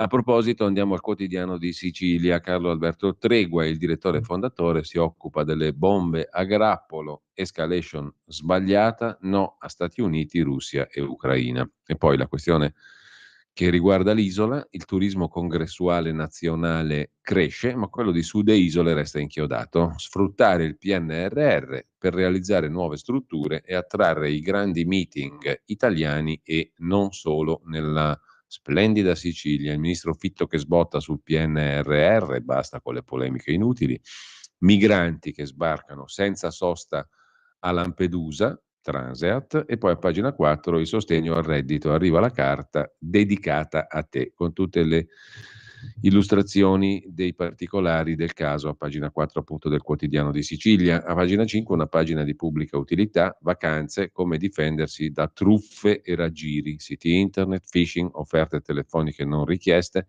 dal consumerismo no profit, i consigli per riuscire a proteggersi dai rischi ai quali si incorre quando si prenota un viaggio, scrive il Quotidiano di Sicilia, che poi si occupa anche dell'emergenza clima, fiumi e laghi in sofferenza per le gravi conseguenze di siccità e alluvioni. Necessario intervenire mantenendo alta l'attenzione delle istituzioni. Il punto sul nostro paese, osservatorio di Lega Ambiente, scrive il Quotidiano di Sicilia. Italia Oggi, sentiremo poi, come tutti i giorni, in chiusura di rassegna stampa, all'audio-video, diritto e rovescio del direttore Magnaschi. Italia Oggi si occupa del PNRR e dei pagamenti in ritardo in apertura. Sul PNRR ritardi per i professionisti tra 60 e 200 giorni rispetto agli obblighi di legge che prevedono un massimo di 30 giorni per effettuare i versamenti. Una situazione causata dalle difficoltà del Regis, la piattaforma per le comunicazioni dei progetti, e dal collo di bottiglia che si crea nelle amministrazioni sul territorio, che fanno fatica a gestire l'elevato numero di iniziative, vista la conclamata carenza di personale. Il diritto rovescio cartaceo, invece, quello in prima pagina su Italia Oggi, parte da Yevgeny Prigozhin, ex cuoco di Putin, poi oligarca milionario, poi capo delle milizie Wagner, pericolosissime anche perché formate in gran parte da ex detenuti liberati a condizione che andassero a combattere, e anche l'autore di un fragoroso tentativo di golpe contro Putin. Ha guidato un contingente di 5.000 uomini con molti carri armati, un imponente volume di fuoco, era partito per occupare Mosca. Poi i wagneriani ci hanno ripensato e si sono fermati. Visto che la colonna corazzata era stata sorvolata da aerei ed elicotteri militari russi, che ne hanno tirato giù qualcuno, ne hanno tirato giù qualcuno, facendo 9 vittime tra i piloti. Per molto meno, chiunque altro sarebbe stato fucilato. Invece Prigozhin, dopo una latitanza, si dice a casa sua, è comparso al Cremlino, dove si è intrattenuto cordialmente con Putin e quindi è tornato indisturbato alla sua Pietroburgo a bordo del suo jet personale. Come si fa a capire la Russia? Come diceva Churchill, un enigma avvolto in un segreto, qualcosa di simile, adesso al volo a memoria. In ogni caso, lasciamo anche Italia Oggi e andiamo a vedere il quotidiano dell'editore svizzero Carlo De Benedetti, Domani, gli affari milionari dei La Russa e Santanchè, Vittorio Malaguti e Giovanni Tizian in primo piano. La moglie di Ignazio La Russa, la moglie del Presidente del Senato, e il compagno della ministra Santanchè, robe incrociate insomma tra i due, la moglie di Ignazio e il compagno di Daniela hanno comprato una villa a Forte dei Marmi per 2,5 milioni di euro. Che orrore la ricchezza. Dopo 58 minuti l'hanno rivenduta per 1 milione in più a un amico imprenditore, mentre Visibilia affondava nei debiti. Gianfranco Pasquino, professorerrimo e accademico dei Lincei, politologissimo, si occupa di politici e intellettuali. L'imbarazzo di una destra rimasta senza classe dirigente. È un bel problemotto questo qui per la destra nostrana. Una classe dirigente è tale quando i suoi esponenti non solo sono convinti di avere capacità e competenze, ma riconoscono anche altri nel loro partito o coalizione che saprebbero fare bene. A sua volta il ristretto gruppo dirigente e la leader sanno che i collaboratori di vertice non obietteranno a un'eventuale sostituzione per non imbarazzare partito e leader. Poi verranno recuperati se sono stati trombati. Aggrapparsi invece con le unghie e con i denti alle cariche è segno di debolezza, di sfiducia in sé, ma anche nel o nella leader. E dall'altra parte è imbarazzante per la leader, obbligata a scegliere fra lealtà personale e politica e coesione dell'organizzazione partitica.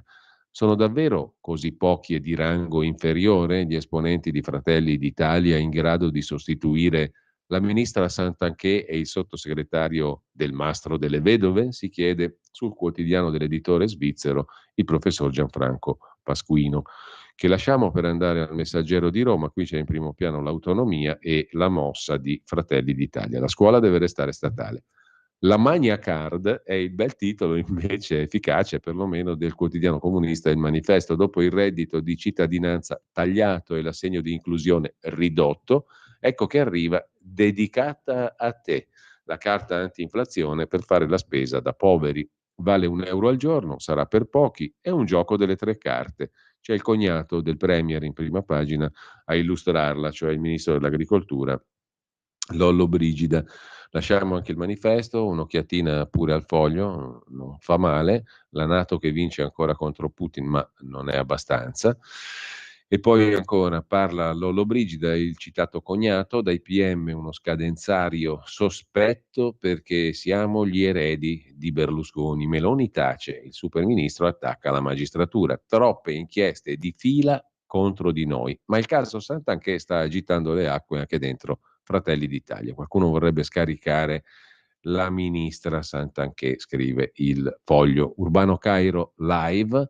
Il presidente di La 7 ha detto Meloni, troppi tonti vicino. Draghi qualche colpa ce l'ha sul PNRR. Urbano Cairo a tu per tu con il Foglio.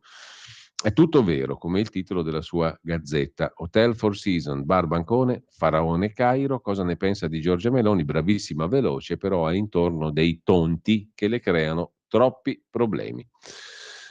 Con ciò lasciamo anche il Foglio e lasciamo le prime pagine per tornare brevemente ad alcuni degli articoli dei quotidiani di oggi. Ripercorriamo un po' i quotidiani che abbiamo già visto in prima pagina e vi segnalo, tanto per fare un esempio, su Avvenire di oggi, un articolo dedicato a una delle novità importanti della maggioranza, ovvero la delega fiscale che arriva a un passo dal traguardo. La delega fiscale è la prova dell'Aula della Camera, dove la maggioranza ha i numeri per bocciare i 250 emendamenti presentati dalle opposizioni. La delega fiscale è blindata e dovrebbe ricevere a breve, forse oggi, il primo ok, per poi passare al Senato. L'auspicio del governo è chiudere la partita della delega fiscale entro la pausa estiva e poi cominciare a predisporre i decreti delegati dall'autunno. Tempi ancora lunghi per passare dalle promesse ai testi attuativi. Intanto il PD denuncia, strizza l'occhio agli evasori. Ecco quali sono i contenuti, le principali modifiche decise dalla Camera. La novità principale emersa durante l'esame della Camera è l'emendamento governativo che prevede una tassazione agevolata, forse al 15%, per le voci extra delle buste paga più basse. Il testo dice che parrà sulle retribuzioni corrisposte a titolo di straordinario che eccedono una determinata soglia e per i redditi da tredicesima, con un subemendamento di Marattin, terzo polo, al posto della flat tax incrementale per i dipendenti, che è stata eliminata, si estende l'aliquota agevolata ai premi di produttività in generale. Quindi il taglio del peso fiscale, tassazione agevolata forse al 15% per alcune voci straordinarie. La norma più discussa è il concordato preventivo che prevede tasse bloccate per 2 anni e vuol rappresentare una novità a supporto di piccole e medie imprese e partite IVA. Di fatto, scrive Avvenire, si tratta di un accordo tra il fisco e il contribuente che comporta di fissare in via preventiva la base imponibile. Il contribuente quindi saprà già quante tasse dovrà versare nel prossimo biennio, anche se continuerà a presentare denuncia dei redditi indicando quelli effettivi. In compenso non sarà sottoposto a controlli. Il concordato non varrà per tutti i contribuenti, ma solo appunto per piccole e medie imprese e partite IVA. C'è un altro principio che riduce la tassazione sulle imprese e riguarda l'IRES. L'aliquota verrebbe ridotta sempre attorno al 15% per le aziende che attivano nuovi investimenti e nuove assunzioni entro 2 periodi di imposta successivi a quello in cui il reddito è stato prodotto. Inoltre, dopo una modifica introdotta dalla Commissione Finanze, l'agevolazione scatta anche per quelle imprese che impieghino risorse in schemi stabili di partecipazione dei dipendenti agli utili, in modo da favorire la partecipazione cara al sindacato. Nel passaggio alla Camera, poi, la maggioranza ha confermato la volontà di estendere la cedolare secca sugli affitti anche al settore commerciale. Un emendamento precisa che riguarderà le locazioni a esercenti, attività di impresa, arti o professioni. La cedolare sulle locazioni abitative oggi è al 22%, scende al 10% sui canoni agevolati. Infine c'è l'emendamento Gusmeroli, o meglio una delle battaglie che ha fatto il leghista Gusmeroli. Con un emendamento approvato in Commissione Bilancio si prefigura la rateizzazione degli acconti fiscali di novembre. La novità dovrebbe interessare una vasta platea, quella delle partite IVA soggette alle pagelle fiscali, gli ISA, gli indici sintetici di affidabilità. Potranno così evitare quello che in pratica è un pagamento anticipato dell'IRPEF. L'obiettivo è arrivare a versamenti mensili. Starà poi ai decreti attuativi della legge risolvere il problema dell'impatto finanziario di questa dilazione sulla liquidità dello Stato, cioè gli acconti fiscali di novembre rateizzati. Questo in estrema sintesi la delega fiscale. Anche su Avvenire c'è il caso Facci, la censura del direttore di Rai News Promeloni, Petrecca Promeloni, direttore di Rai News. Sono giorni agitati nella Rai meloniana, scrive il quotidiano di ispirazione cattolica. Scoppia il caso del direttore di Rai News, che è stato sentito in commissione di vigilanza perché ha modificato un servizio a cui l'autrice ha tolto la firma. Lui si difende attaccando: contro di me polemiche strumentali di pennivendoli. Il CDA non scioglie intanto il nodo del contratto al giornalista Filippo Facci dopo l'uscita sul caso La Russa. Su Avvenire invece c'è una cosetta che non conta nulla rispetto a queste cose importanti: ogni giorno 84 reati contro l'ambiente. Cosa volete che sia l'ambiente? Il posto in cui viviamo, che ce frega? Sempre più affari illeciti col cemento, Campania, Sicilia, Puglia, le regioni dove si compiono più reati, secondo il dossier Ecomafia. Abusivismo edilizio e appalti attirano gli appetiti della criminalità mafiosa. Preoccupa il virus della corruzione. Avete mai sentito lamentare queste questioni? 30.686 reati contro l'ambiente commessi nel 2022 sono cresciuti dello 0,3% sul 2021. 375 i clan delle ecomafie gestiti nel rapporto di Lega Ambiente. Le persone denunciate sono salite del 26,5%. 60 milioni di tonnellate di rifiuti finiti sotto sequestro. Il 40% ha riguardato materiale pericoloso.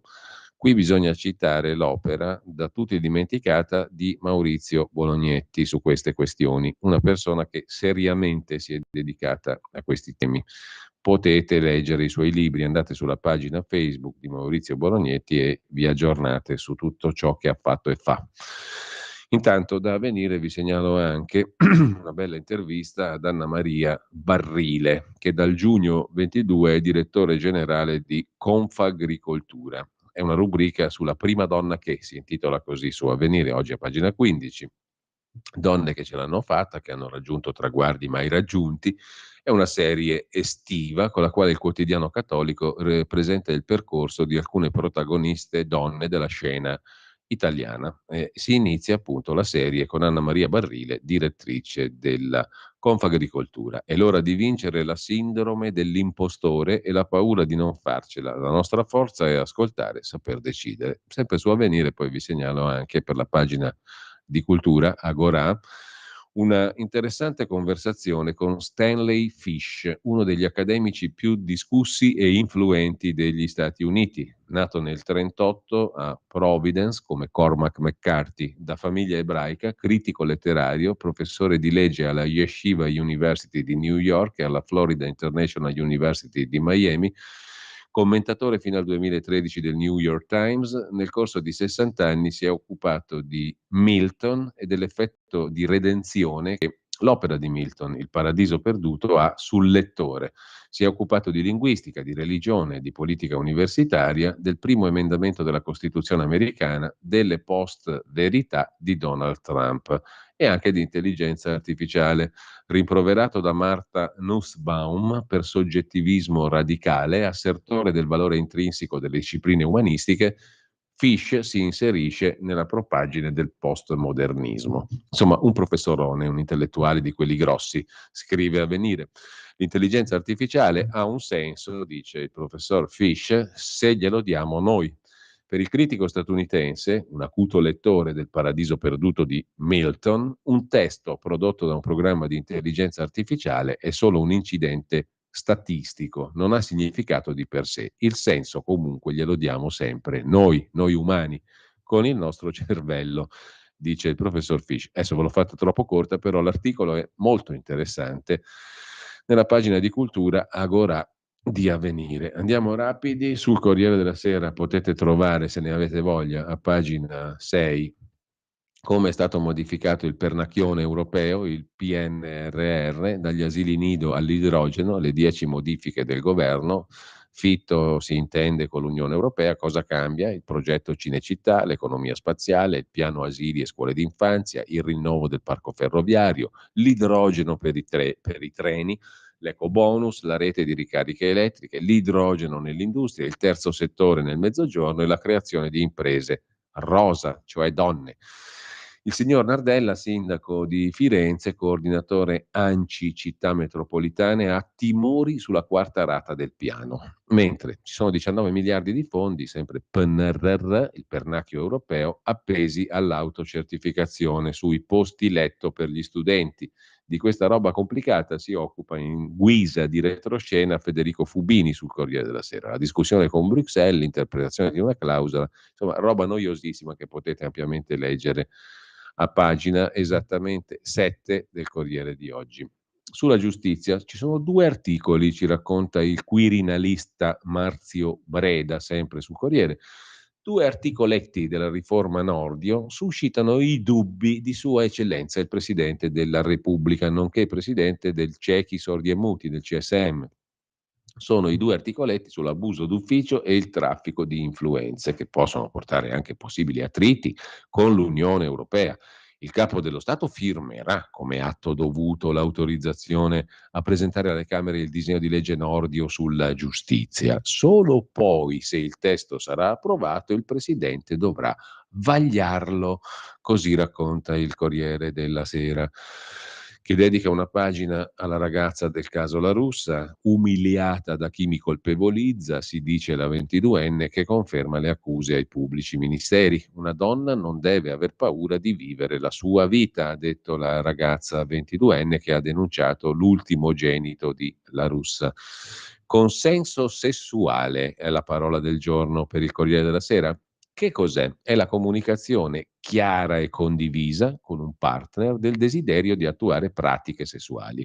È considerata violenza una condotta che prevarichi la sfera dell'integrità sessuale di una persona, non solo in presenza di manifestazione di chiaro dissenso anche non esplicitato, ma anche in assenza di un suo consenso non espresso neppure tacitamente. Insomma, se si fa sesso con qualcuno, non deve essere assente, deve essere presente il consenso, anche non espresso, neppure tacitamente. Insomma, cioè, mi sono perso. Allora, un attimo soltanto. È considerata violenza una condotta sessuale che prevarichi l'integrità sessuale di una persona anche in assenza di un suo, della persona, consenso non espresso neanche tacitamente. Per la Cassazione il consenso deve esistere all'inizio e permanere per tutto il rapporto e in ogni momento può essere revocato dal partner. per ripensamenti o mancata condivisione dei modi di consumare il rapporto. L'errore nel distinguere il consenso non esenta dalla responsabilità. Insomma, non scopate più che fate prima. È la sintesi estrema che potremmo trarre da tutta questa complessa argomentazione giuridica.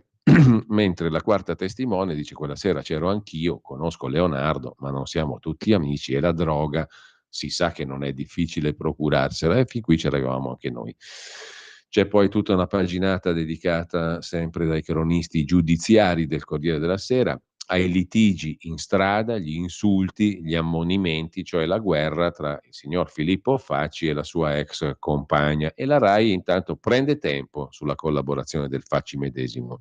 L'ammonimento, ha spiegato il Facci, è un atto dovuto legato banalmente a delle mail che io e la mia ex moglie, madre dei miei figli, ci siamo scambiati e che non le sono piaciute. Una cosetta invece diversa occupa la pagina 14 del Corriere della Sera. La legge sul ripristino della natura. Il Parlamento europeo qui rischia di spaccarsi. La legge, denominata legge natura, fissa il target: ristorare l'80% degli ecosistemi danneggiati per proteggere la biodiversità. Gli obiettivi per gli habitat agricoli sono contestati dal Partito Popolare Europeo. Il voto sulla legge ambientale è il test per le alleanze in sede europea. Strasburgo decide su un elemento chiave del Green Deal. Il Partito Popolare Europeo sta con i conservatori e con la destra. Cosa prevede il regolamento? Quali sono gli obiettivi? Pagina 14 del Corriere della Sera.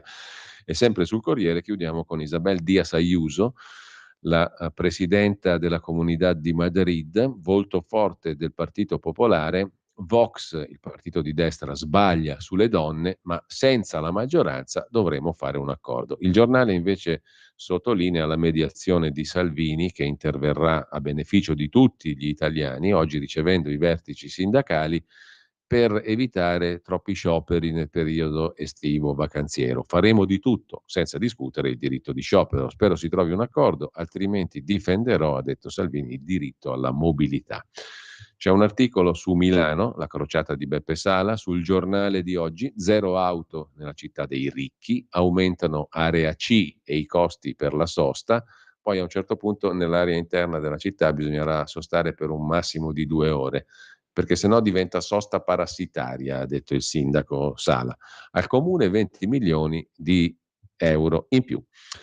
Con ciò lasciamo il giornale, vi segnalo al volo il pezzo di Gian Michele Sin, come sempre stimolante, pagina 13, i giorni neri di Putin, la partita di Erdogan, che è uno dei grandi vincitori sulla scena politica internazionale, il sultano che vede Giorgia Meloni e diventa un perno sulla questione dei migranti. Lo zar Putin tradito dall'alleato Erdogan, in difficoltà con la NATO.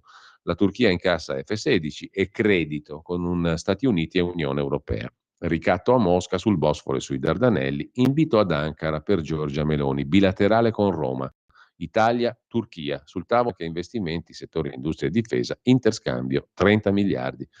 Poi abbiamo il prefetto della congregazione per la fede, ovvero l'arcivescovo Víctor Manuel Fernández, argentino anche lui, nato nel 62, tra i più stretti collaboratori di Papa Francesco, il quale dice i preti sposati è un'ipotesi possibile e poi i gay sono stati feriti dalle parole della Chiesa.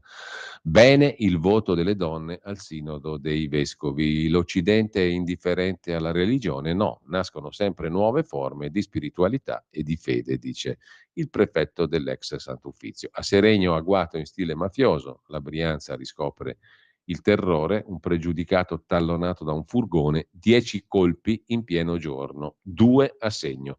Grave ma fuori pericolo, Mario Romeo, ipotesi regolamento di conti. Il sindaco di Seregno dice tutto ciò è inquietante e noi chiudiamo la nostra ineguagliabile rassegna stampa proprio qui con questa notizia di sparatorie 'ndranghetistiche a Seregno. Non è una novità. Con questo, buona prosecuzione di ascolto. Adesso Federico Borsari manderà in onda il punto audio-video diritto e rovescio del direttore di Italia Oggi, Pierluigi Magnaschi, in esclusiva per noi, e poi a seguire, ve lo dice lui, che cosa ascolterete dalle 9.30, perché oggi il nostro amico Carlo Cambi non c'è, impegnato in una puntata di Linea Verde. buona prosecuzione di ascolto, poi c'è Pierluigi Pellegrini, poi c'è tutto il resto. I Promessi Sposi vanno alle 12 tutte le estate. Qualcuno mi ha detto la replica alle 21, non credo, perché siamo a ridotto anche di forze di programmazione delle repliche e di tutto il resto, per cui vi accontentate così. Se è così vi piace, se non è così, questa è la porta, diceva un uomo molto importante che avete potuto ascoltare qui sulle magiche onde di Radio Libertà. Ad ogni modo sarà Federico Borsari a dirvi cosa ascolterete tra le 9.30 e le 10.30. Per tutto il resto Alessandro Manzoni vi aspetta con il suo feuilleton alle ore 12. Alle 9.30 ci ascolteremo per qui Parlamento Alberto Bagnai sulla delega fiscale e a seguire un comizio del segretario Matteo Salvini.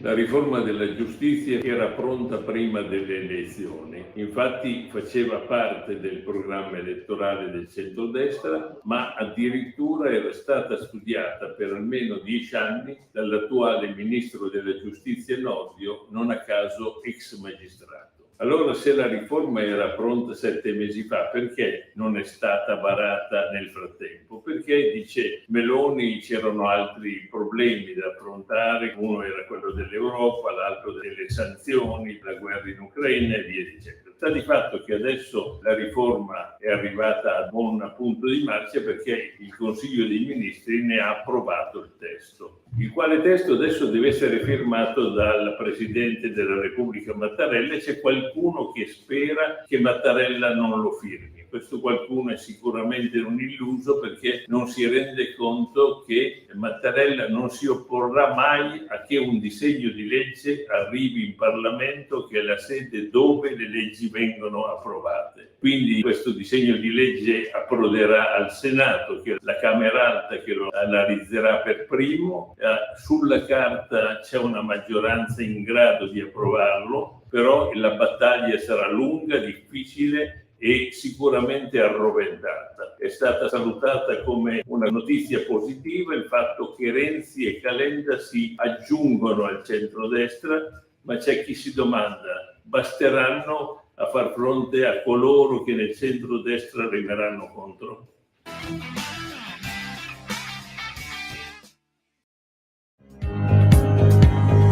Avete ascoltato la rassegna stampa.